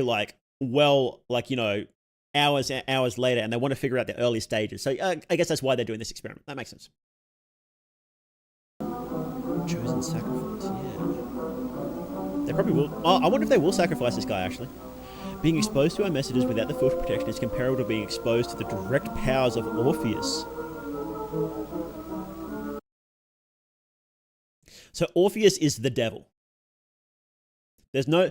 this one's interesting because usually what happens is that we don't know who exactly is doing... Oh, no, I guess in analog horror it is common to find out who's doing it. But we don't know what they're doing, right? What is it? What is happening? Like, we go back, when you think of like Mandela Catalog, the whole thing from the start is like, we know it's Satan, we know it's the demons, we know they're doing something, but what are they doing? And it's sort of slowly figuring out what they're doing. I like how it's a bit of a reversal. Where usually in horror, you're slowly drip-fed what's happening, and then you only sort of figure out what's doing it later. But this one is like, no, it's the devil. Like, it's just straight up, it's just the devil, right? You know, they're doing that. Okay, what are they doing? That's what we're slowly being drip-fed. So awake syndrome is basically identical to being exposed to the devil. So that's sort of what happened to the mayor. He got awake syndrome. That's, he also, so he would have probably KYS'd himself, even if his family weren't dead. Because he had awake. And I guess that's why they're very, very careful about who is actually allowed to interact with the devil during the religious ceremonies, is what I think, because most people can't handle it. They need to be slowly prepared for it. And even if an average cop or average politician went and saw it, they would just get mindfucked straight away.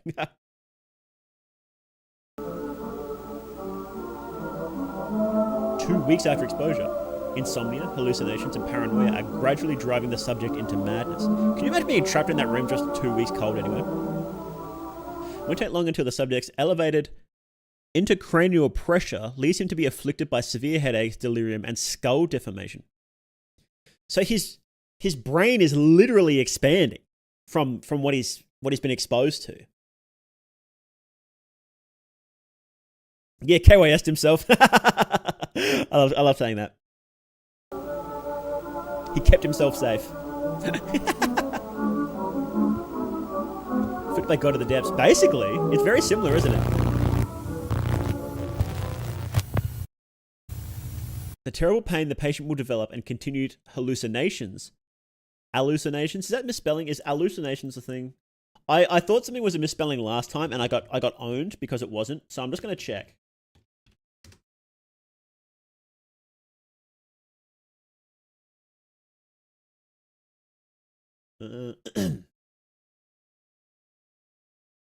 No, it is a misspelling. Okay. Yeah, I got owned last time, so I'm not too quick to call something a misspelling until I check it now. The terrible pain. Let me do a doctor voice. It's English. Oh, you're right. It is. The terrible pain the patient will develop and the continued hallucinations will lead him to a natural desire to end his life. But if he is able to resist, or if the possibility of suicide is denied, further symptoms will develop. There you go. How you doing, Catholic Venus? Good to see you.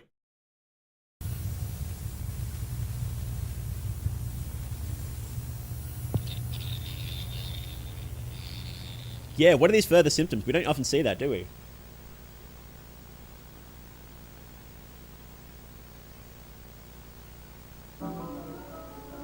Two months after exposure, the patient endures the pain with difficulty, and his facial / cranial features are now mostly unrecognizable. We can't get a good look at him, can we?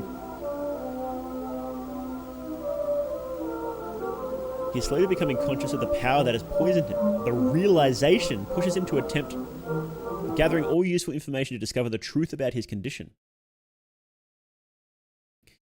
Okay, so realization is a word that's come up before in terms of this, and then they said derealization, so I guess we'll find out. Mark of Alu, what's that?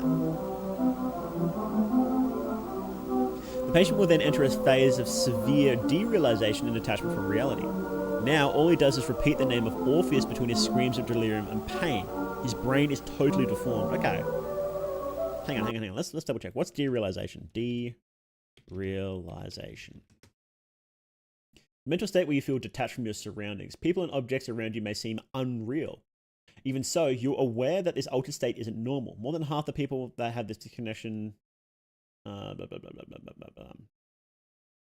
just think everything around you isn't real. Okay. Interesting. Turning into Jimmy Neutron. 4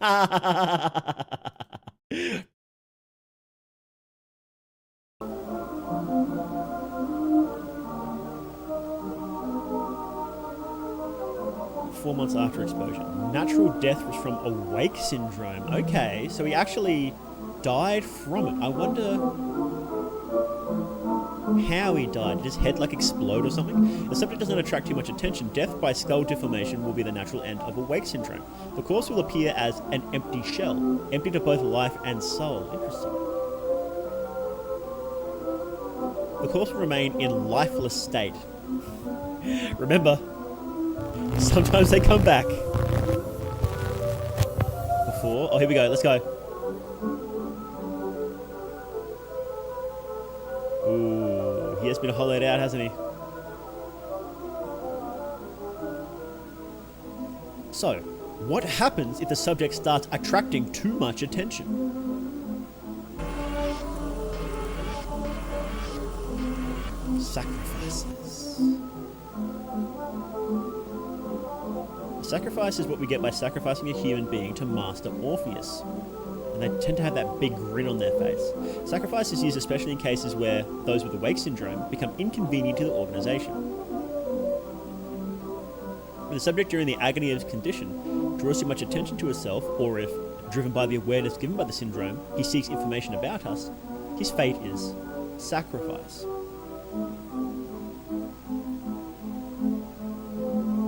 Okay. Sacrifice is also inflicted as punishment on those who find out what they should not, or worse, on members who betray.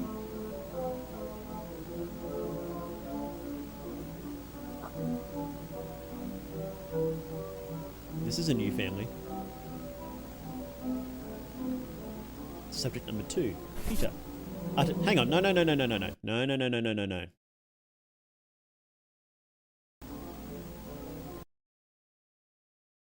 After contracting awake, he began screaming in a supermarket that the end of the world was near. We're screaming in a supermarket. We're not supposed to know that. He was transported to the local centre, then anaesthetised and moved to a proper room.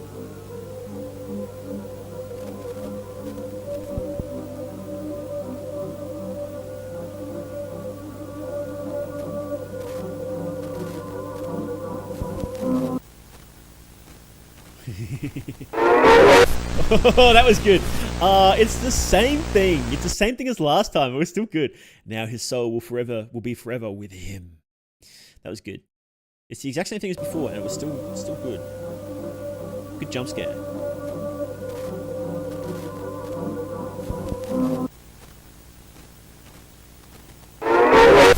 Yeah, that was good.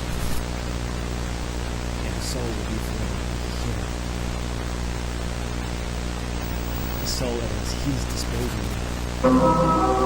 Side effects. Possible revival of the subject of late death. The end.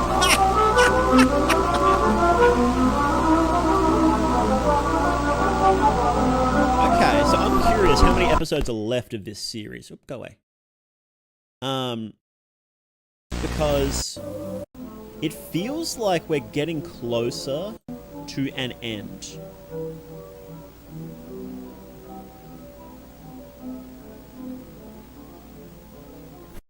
Because we've got straight up, the end of the world is near.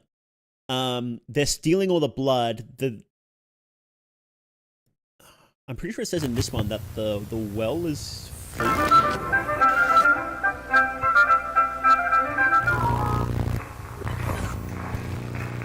Yeah, here we go. The big well has been filled. So they've got enough blood. The end of the world is near. I wonder how many's left. I'm really curious. General study on awake syndrome. I still want to know what actually happens when the body revives. Like, are they prepared? Does the body attack the cultists, or are they used somehow? Well, we're not. They attacked somebody. Was it this one? Yeah, it was this one. So he was probably speaking in Latin. Hang on, let's watch this part again.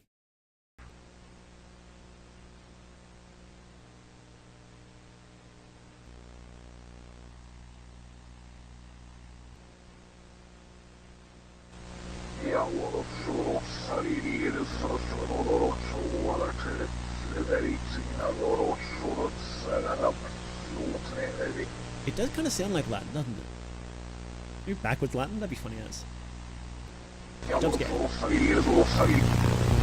Interesting. I do wonder what that says. I feel like that would be that might be important.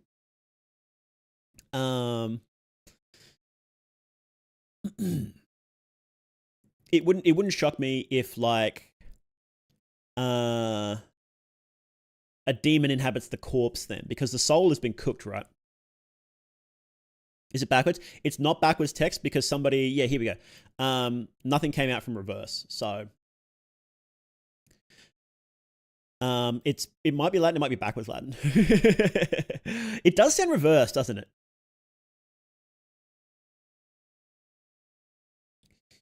I wonder if anybody else figured out what it says.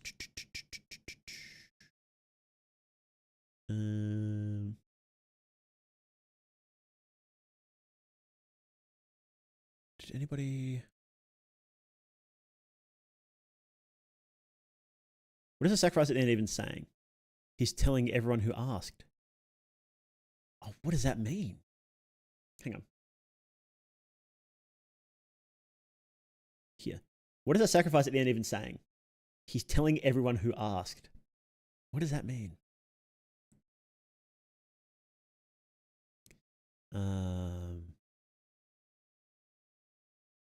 Creatures with distorted faces and religious focus. Feel like I've seen this type of AIG before. At least I don't make FNAF tapes. Oh, that's a funny joke. That's a funny joke. Make fun of FNAF tapes instead of providing reasonable, mysterious. I think this. I don't know. I think it's fine. I think it's a funny joke. I don't think he meant anything by it. It doesn't feel like it. So.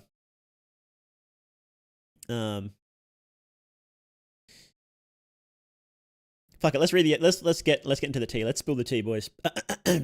Religious themes. I don't deal with religious themes. Just because there's a demon people praying doesn't mean there's religious themes. I'm not seeing cults controlling every corner of the world in Mandela Catalog. Series is about creatures infest mainly Mandela County. Then in Mandela Catalog, there are no dead bodies come back to life. There are no subliminal messages conveyed through media and music. No theme of mythology. There is, at least as far as I know, no corrupt police serving some organization. I would say that's enough. Just because there are distorted faces, as in my analog horror series, doesn't mean it's a copy of Mandela Catalog. Oh, it's Theft King. That's funny, him popping up here. He does a bunch of FNAF stuff, I'm pretty sure. FNAF, he looks at a bunch of FNAF stuff. I don't know if he does general analog horror, though. Like, it's obviously inspired, like, it takes a lot of inspiration from Mandela Catalog, like, obviously, right? It's, but it's definitely its own thing. Different visual style as well. I really like the focus on music. I'm really enjoying the focus on music on it. I would like a little more. I would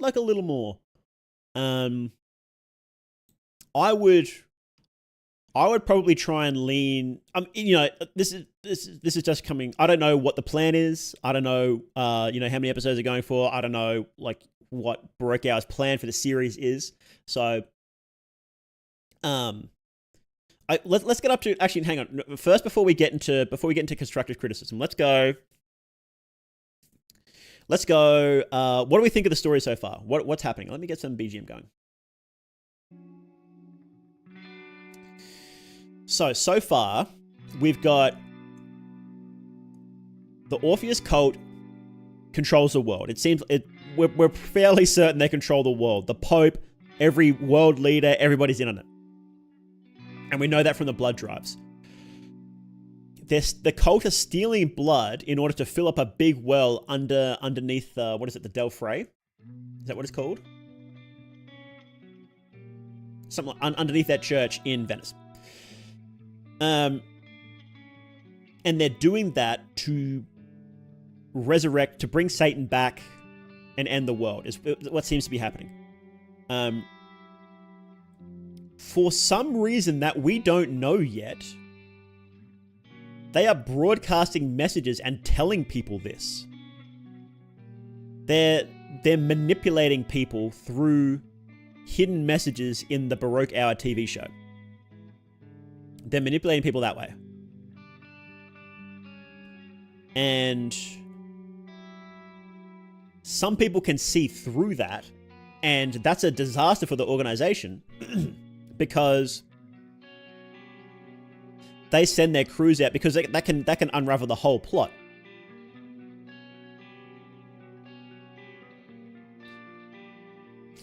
And so they send their crews out to make sure that person is sacrificed or unalive from awake.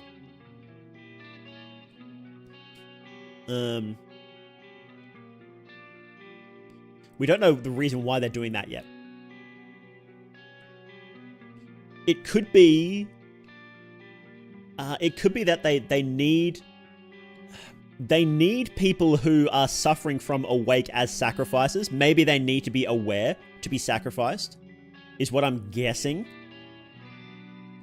Maybe they're bound to, because there's that old sort of meme that the cults need to tell you what they're doing. The New World Order cultists need to tell you what they're doing to have power. Maybe that's what they're doing here, is they need to tell everybody what they're doing in order for it to work. Maybe it's that. I don't think we have any clues as to why it's actually happening yet.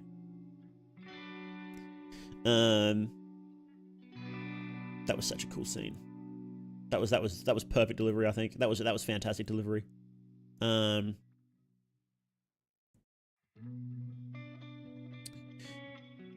This first episode was, it was okay.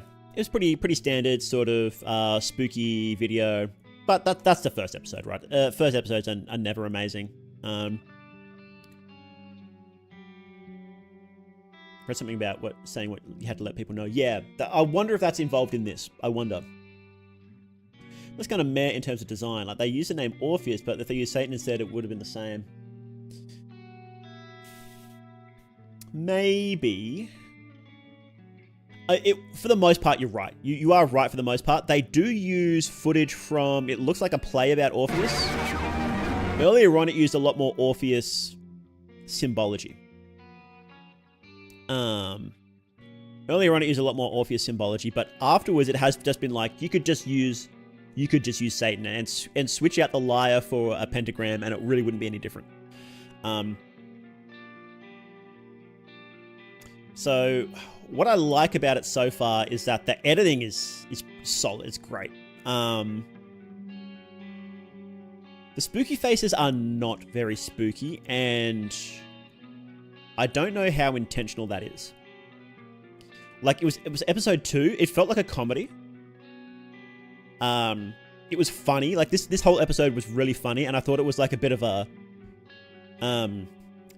a parody about analog horror. But then afterwards, it gets serious, and it's really good when it's serious too. So I think Awake may have just been a misfire. I think in hindsight, I think episode 2 was a misfire.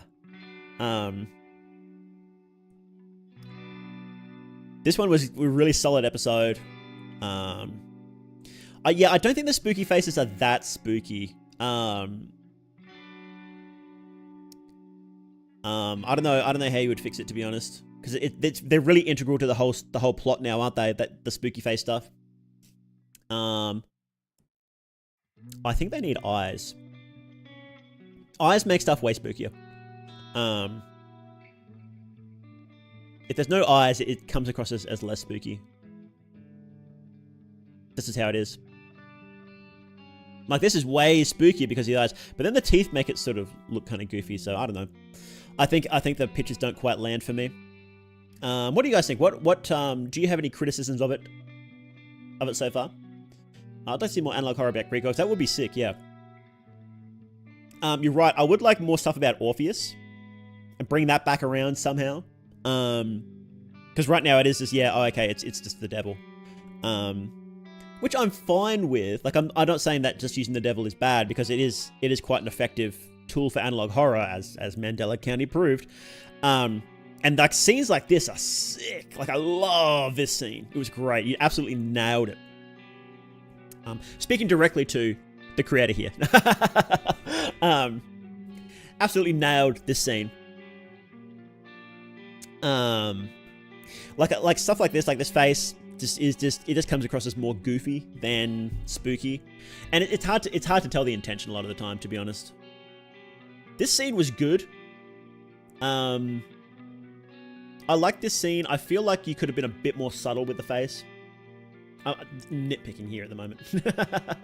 But I like this scene. I like this one very much. Love this one. Big info dump, which is great. We find out more about the cult. Find out more about how it operates.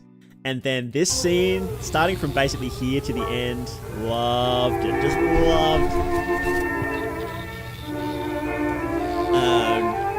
If I had to nitpick this one, I would say that you could probably tighten up this section here talking about it.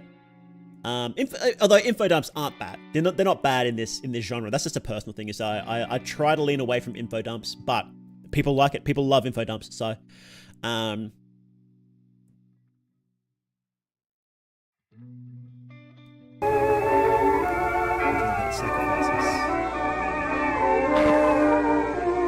so bad to see before them.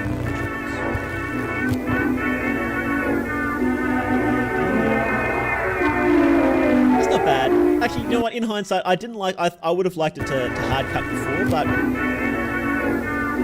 I kind of like that. I don't mind it. Yeah, it's good.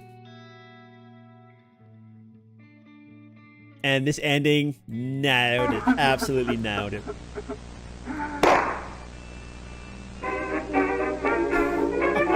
Perfect.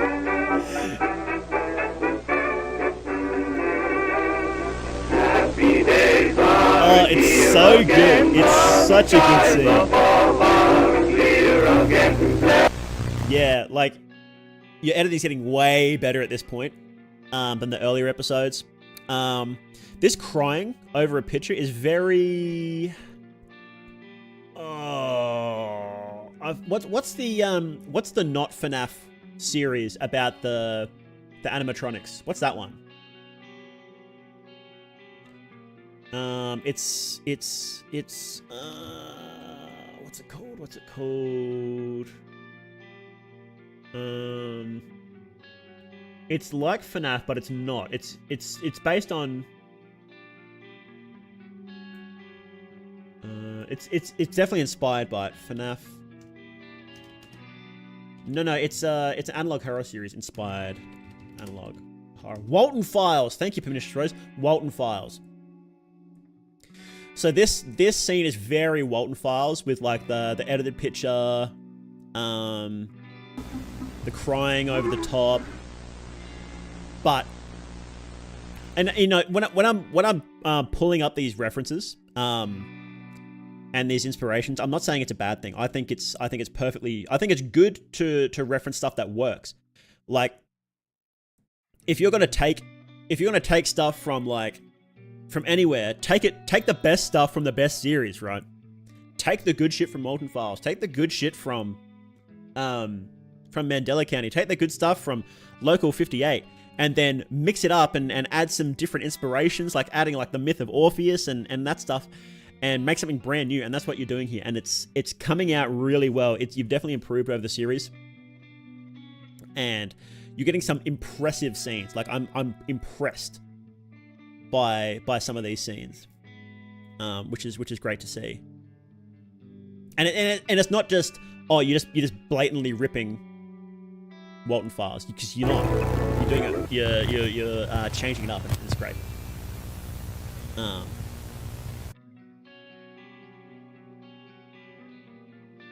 Yeah, was this my favorite episode?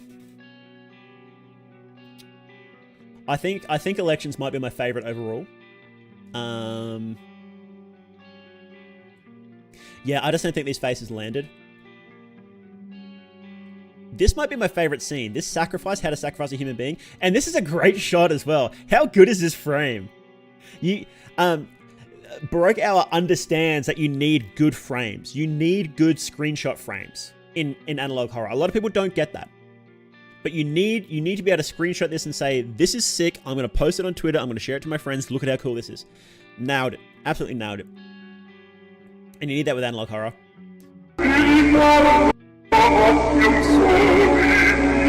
Great. Oh, such a good shot. I love it. I wonder why this is probably just for there's probably a reason for this, but for some reason this one could have just been part of like the next episode or the end of Elections or something like that. So I don't know why this is separate. But it's a good little informative one. Nothing special. Really, really informative actually. Good delivery, solid. Not amazing, but really solid. No big wow moments, but it's a short one, so you know. Yeah, I would like to know if this is that deep fake stuff where you put a face and then you can like manipulate it around. I think it is, because it's really good if it is. This one had some funny moments, like the blood stuff. It's great. That's why I think that the comedy is intentional, because there's some really, really funny, cheeky moments. Good afternoon, my fellow Americans. I'm here today to ask you an important question, which I think you have a duty to answer. Have you ever thought about offering your blood? That feels like it's supposed to be funny. I don't know. Maybe it's not. I hope it is. I hope I'm not making fun of you here, but that was funny. But then like it actually gets like cool information. The vampires are pretty cool.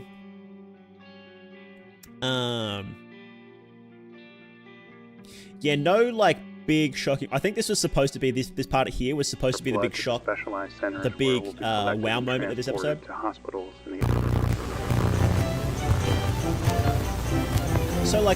So there is, he does use the Orpheus. I'm pretty sure this is a play about Orpheus here, right? So it does get used a lot throughout there, but I would like to see the themes of that being brought in a little more. And I feel like it's getting there, because we've got the pool of blood coming up, which I imagine will be covered in episode 8, because they've been building up to that, right? Building up to that since Venice, blood donation, and a general study. Like, it's all talked about here. So it's been building up for 3 episodes, so I feel like the blood pit will be big, but I would like to see more using the story of Orpheus, like the going down and coming back up. Maybe something about the music, more about the music, the mysteries, anything like that. Just I would like to see that brought in a bit more if I had a major criticism. A slightly less major criticism, and this is just a personal thing that I would like to see, is leaning more into the music. I guess you could bring them together, right? I'd like to see you leaning more into music, because whenever you use it, it's great. Like you use music so well into these scenes. So I'd like to see a bit more of that. Big emphasis on music. This is good too, yeah.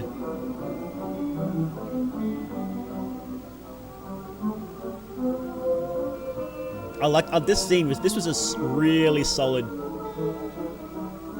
This whole episode was very solid. I like the editing. I like this part where it's like the time lapse. I thought that was great art there. But again, the face fell flat for me. I just don't see it as spooky. Is that's sort of like a big issue with the faces, is that I just don't find them spooky. They just look kind of goofy sometimes.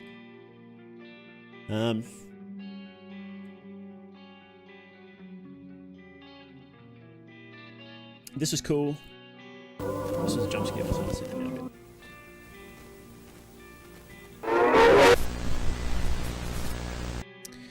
That was good, but I like it. I liked it better when it tied in with the music instead of just more of a jump scare. I think you tied in like in this one. I wouldn't say just literally just do this again, right? But when you tied in with the music, it works. That's your strength, I think. And just doing jump scares, I don't think is your strength, because jump scares are easy.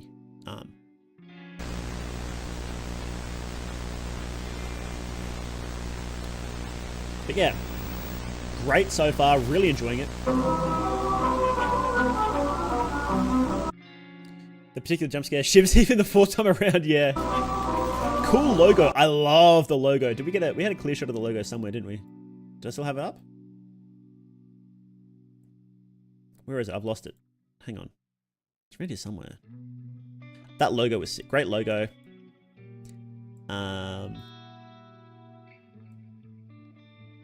Yeah. Such a good shot. I love this shot. So there's a lot about this series that I really, really like. And there's some other stuff that I don't hate anything about it. There's nothing I hate about it. But there are definitely things that I would personally change, and I think could make the series a lot spookier. Is the faces just don't land for me whatsoever.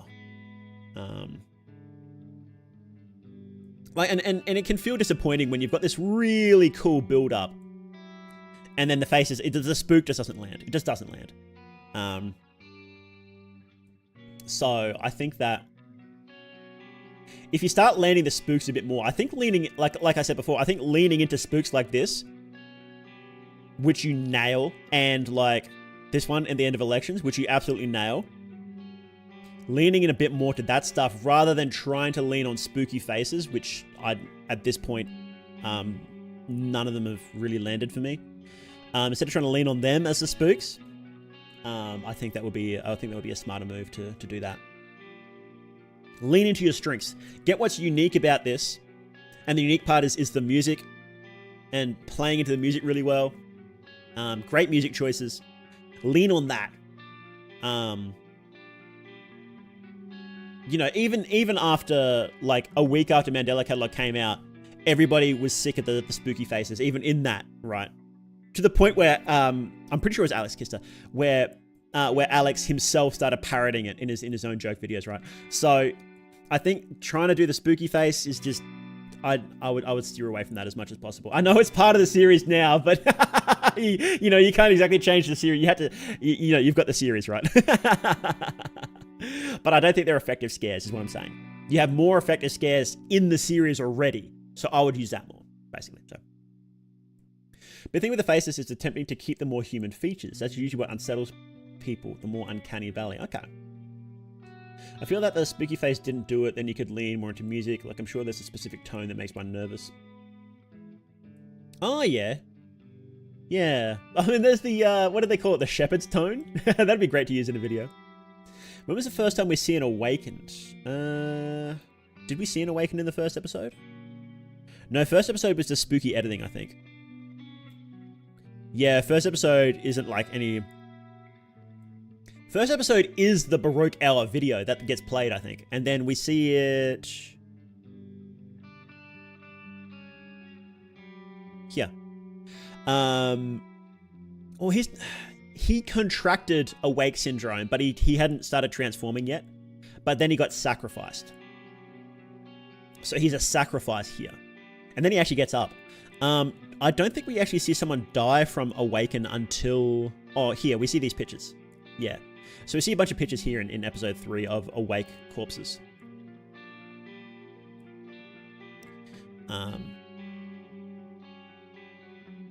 Because there's a slight difference there. It seems like you have to have Awake Syndrome to get sacrificed, but you don't die from it, so you're technically not an awake victim. If that makes sense. So, More spooky memory than in the vid. Yeah, the faces just don't land, unfortunately. That's how it is. Yeah, I really do want to see where this is going. I feel like it's getting close to the end, is what I feel like. More stuff could get introduced, of course, right? It could get introduced. But it feels like we're getting close to finding out, like, what the blood pit is, because that's been built up for a few episodes, and the last major question other than that, I think, is what the exact what the broadcast is actually doing. So, cat with human teeth meme. Hope the creator has some high priest or something to explain why the deformities happen, like why they're just pogging while the others are troll facing. Yeah, I do hope that gets explained a little bit. This proves there's still some good analog horror out there. This is a very good series though. Like I have very much enjoyed this series. It's very good. The editing is phenomenal. Yeah. Editing's great. Very solid series. Very solid. So, hey Mother, have you seen The Boys Are Back to Kill You? Yes, it's so good. Yeah, that's great. It's great. Now they aren't even grabbing people at their shitty lives to test them on awake syndrome. I'm glad this explains the process of derealization and realization. One thing, I might be overthinking this, while the quotes remain in lifeless state kind of bothers me. Alive subconsciously, but literally dead. No, I don't think it means that. I think it means that because it says that he's got no soul in it. So it's sort of a scooped. It feels like the sacrifice ones are kind of like a vessel that can sometimes have a demon put back in them. So, from my observations, awake syndrome is not totally a syndrome. It's something gathering knowledge or information about the identity of yeah. Okay. Very good series. So what do you guys think? What do you guys rate it? Do you enjoy it? Are you enjoying Baroque Hour's Orpheus? Hang on. No.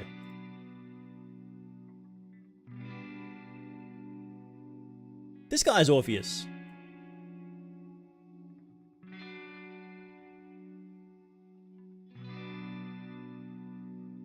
Julio.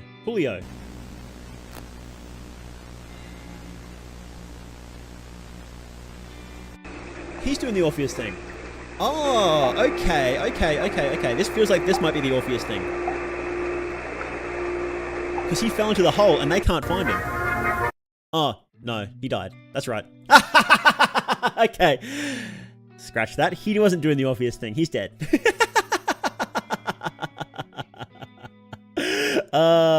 Okay, maybe next time. Maybe we'll get an Orpheus yet.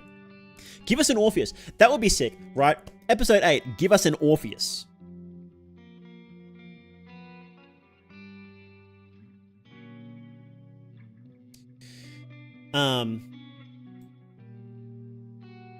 You know what? This is just spitballing here. I love coming up with ideas for this stuff. So this is just me bullshitting. Don't take this seriously. Give me someone whose wife was sacrificed to the cult, right? What sacrificed to the cult, and her soul is with the devil. So then he goes to the basilica, goes under there, and this is the footage from that person, right? To say, no, this is the footage from our new Orpheus, right? It's not Julio whose footage we're seeing. This is a new one. And then he goes down there to get her back. And then you could just rip the whole story, you know? He does a deal. He does some sort of deal with the devil. And then the devil's like, sure, you can have your wife back if you don't look behind you. And then you would just have footage of climbing up there, spooky noises playing behind him. And then eventually he turns around and boom, you know, nothing there. The standard analog horror, nothing there. Or maybe spooky face. And then the wife vanishes, like she's like, you can just see her face there, and then it fades away. Just straight up do that. You need to tie it into the full story though somehow. I don't know how you do that. I don't know. Just spitballing. think that'd be sick. Give me a survivor of Awakened Syndrome. Show how it's fucked and starting to rile people. Ooh, yeah. Show us someone who's riling people up with it. That'd be interesting. That'd be pretty interesting. Maybe that could be our Orpheus. Our new Orpheus. Okay. But yeah, no, great series so far. Love it. How many views has it got now? 155. Make sure to go check out here. I'll link the channel again. Make sure to go check it out. Definitely subscribe if you like it. I loved that. I loved it. Overall, I would say on a scale of hated to loved it, I would say I liked it very, very, very much. Very much. If I had to give it like out of 10 so far, and keeping in mind it's not finished, I don't like. Actually, no, you know what? I don't like giving it out of 10. I don't think that's an appropriate scale, but I liked it a lot. I would love to see where it goes. It does feel like it's wrapping up, but you know, they can always introduce way more stuff. Like I thought Valverde was wrapping up at the end of the second episode, and then Illuvium's like, no, there's like 5 more episodes coming. Like, what? So, you know, who knows, right? Who knows what the plan is. Great, loved it. Okay, let's take a break. Good morning, Crow. How you doing? Hey, cool dog. Are you accepting suggestions about games for streams? I sure am. You will have to do it in the Discord because I will forget if you tell me here. There's a channel for it. There's a suggestions channel. You can join the Discord here, and if you just post in the suggestions channel, I will see it. And actually, the game we're going to be playing next, we'll take a short break first, but the game we're playing next is called Capture the Intelligence, and that was actually suggested in the Discord. It looks sick. That is in the, that is in the description, right? Yes, we're playing Capture the Intelligence. It looks like some weird TF2 horror game. It looks sick. So, we'll take a short break. Let me just close some of these tabs. Free up some memory on my computer. Oh, and remember, if you would like to support me, the best way to do it is actually through Patreon. You can see videos early. You can see scripts for videos if you like scripts. I think the main thing is watching videos early. I think is the main selling point, isn't it? You can watch videos. You can watch main channel videos a week early. Second channel videos are all stuff from stream anyway, so you don't really need to see them early because they're already up. Yes, and no matter what tier you pick, your name will be in the end of. Most of my videos have the names at the end. Some of them don't. Like the New God stuff doesn't. New God stuff is completely separate from Patreon. But everything else will. So. Yes, let's take a short break. I'm going to go grab a drink, and I will be back, and we will start playing Capture the Intelligence. Thank you guys for watching so far, and we'll be back soon.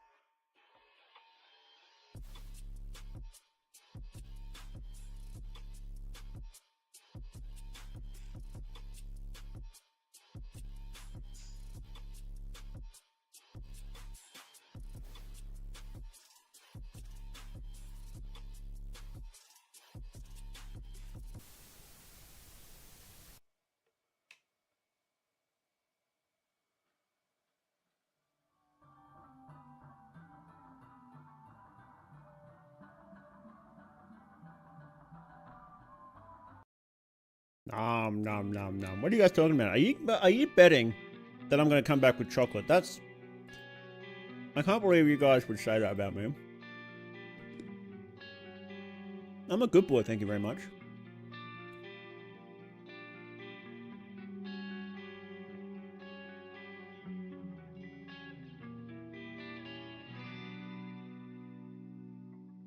Am I eating chocolate? Am I eating chocolate? You know me. Yes, I'm having a Ferrero. Let's get this game set up, shall we?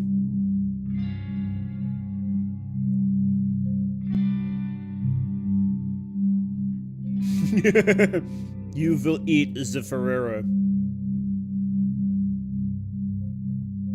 Okay.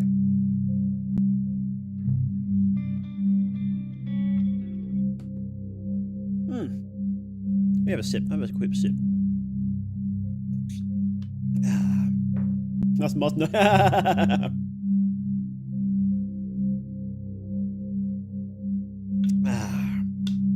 have got more ice cream. I rarely buy ice cream. I actually bought some ice cream because they're on special yesterday. What are they again? They are mint maxibons. Mint maxibons. He's eating kittens. No. Anyone buy the silver tier for $500 yet? No. I don't know why though. It's great. $500 a month for like a picture of a silver bar? That's sick. That's a great deal. I would take it if I were you guys, but nobody has yet. So we'll get there one day. One idea I had was doing a marathon stream. A marathon stream until somebody got that.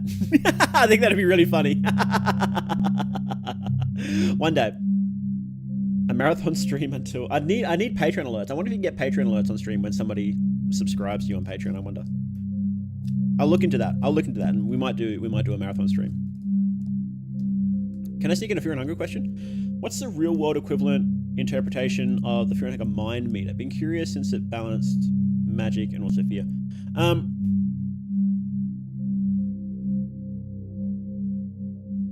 It's a few things. It's sort of like, I got the impression it was kind of like a growing anxiety. So when you get like really anxious and really tense, the lower your mind is, the worse that gets. It's probably a bit more precise than that. A little bit different than that. But I think the average person. But then you've got Dan, who doesn't get anxious. He just gets depressed. So I think it's more that your whatever mental ailments you have, because everybody's got a little bit of something, right? But most of the time it doesn't really affect them. So I think that the lower your mind meter is, the more that's overtaking you. So Enki doesn't get anxious, but he gets really self-conscious. He's actually very self-conscious because he wants to be the chosen one, but he's not. So he really wouldn't care about anxiety, but he would like get overwhelmed with like thinking how weak he is. So stability will, yeah. What about going for silver tier just as a joke to see if there was a secret to it? I'm a married man with a baby on the way. Yeah, no, that's fine. Yeah, absolutely don't get the silver tier unless you can absolutely positively afford it, because $500 a month, that's not a small amount, guys. And also that noise in the background. There's something behind me, so it's probably not me. Okay. Got a sip and we'll start playing.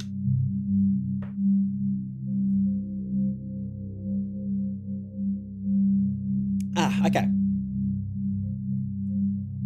Silver tier would probably be a one-time thing if I were to do it, yeah.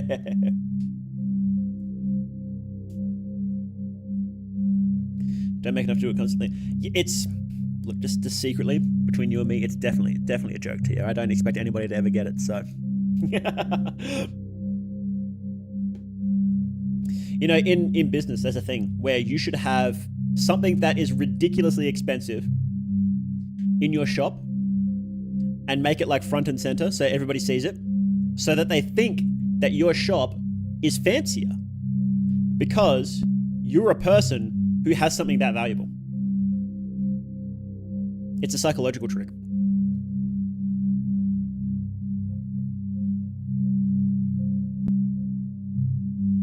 Okay.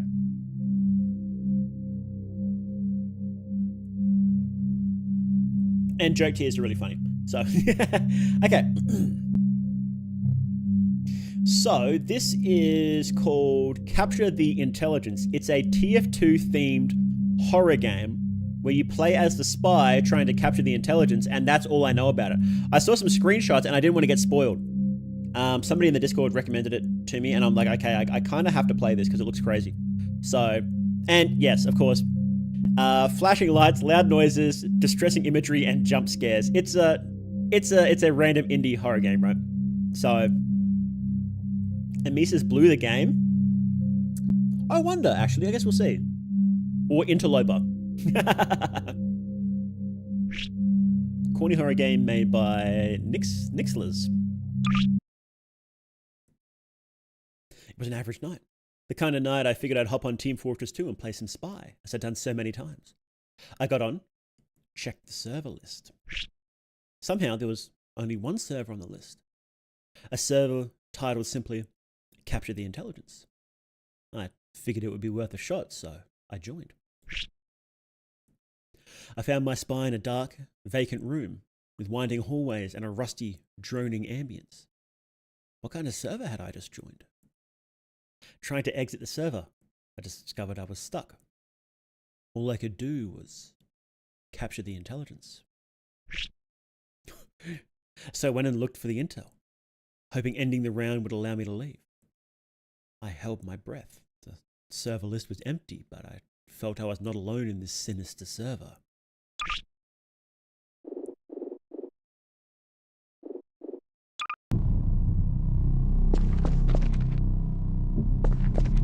Capture the intelligence 3 times to win the game, okay. Doctor! Okay. Oh, what the fuck is that?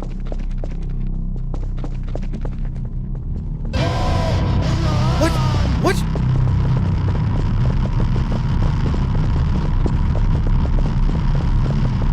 What the hell? What the hell?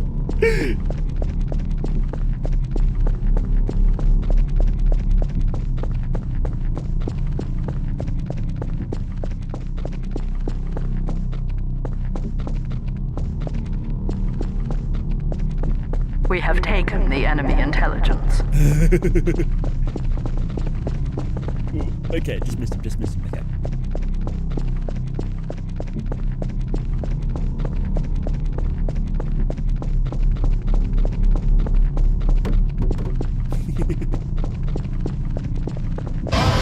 Oh, no way! Success. We have secured the enemy intelligence. No. Ooh, that's actually creepy. That's actually creepy.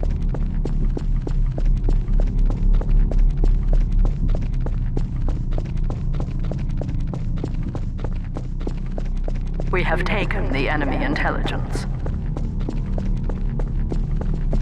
Okay. What the fuck is that? Are they building barricades?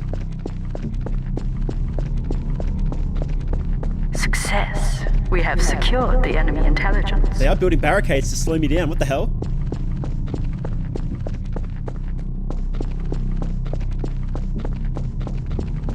Can you ask about the enemy? You take their intelligence. Where is he?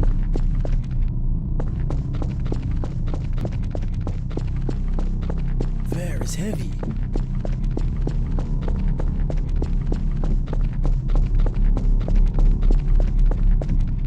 Is he just waiting there?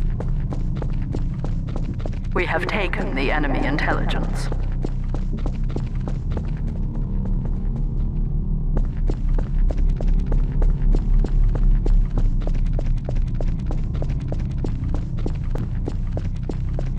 Okay, we got it. Success. Get the hell out of here. Oh. That was actually freaky. What the hell?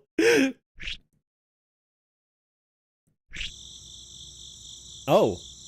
So we don't escape. We actually just in Gmod now. What the hell was that?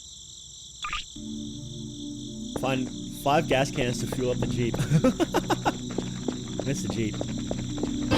Oh, what the hell? Oh!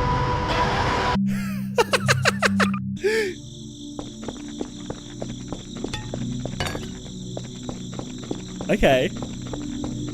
Wait, this is literally the Gmod map on purpose. Yeah, that's funny as. Go away, go away, go away, go away. What the hell? How do I avoid this guy?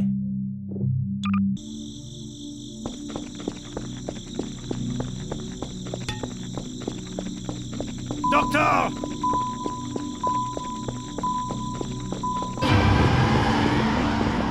Wait, how do I actually avoid this guy?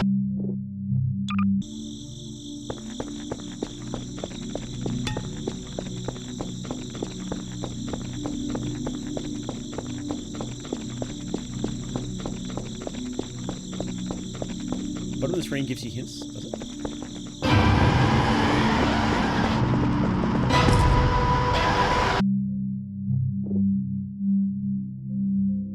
But only after you die. I'm not seeing the hints.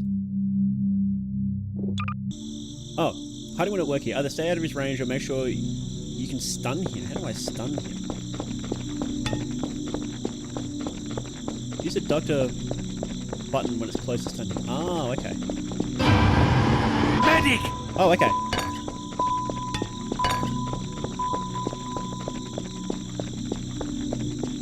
Why does that stun him?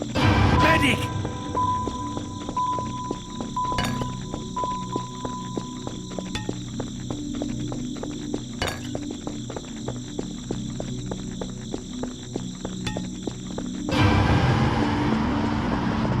Medic! Oh wow, he's fast. What the hell?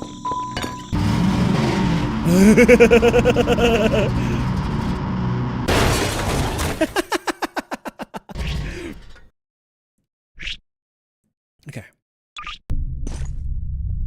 Turn on 2 generators to open the northern gate. Oh, what the hell? Sniper. Oh.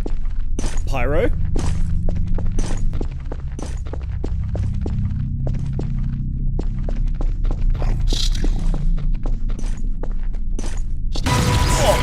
I didn't let you get it in a split second. Sniper can only see when you're moving. The sound of his gun cocking is your cue to stop moving or hide. Okay.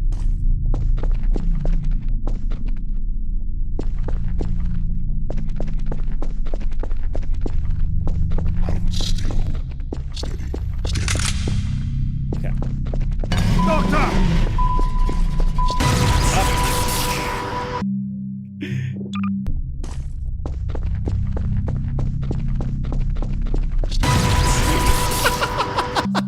As soon as he cocks it, he just immediately fires. Okay.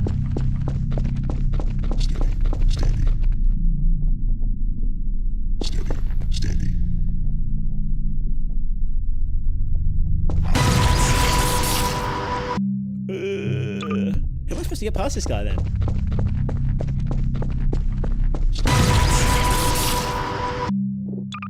Okay. Oh, stop moving. Duh. Okay.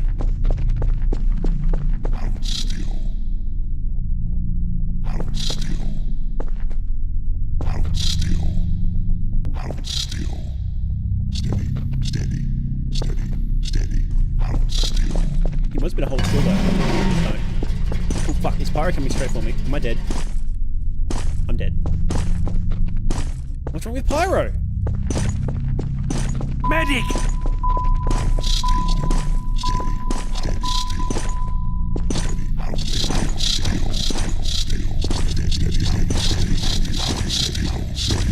Bad. Oh, this is bad. Ah.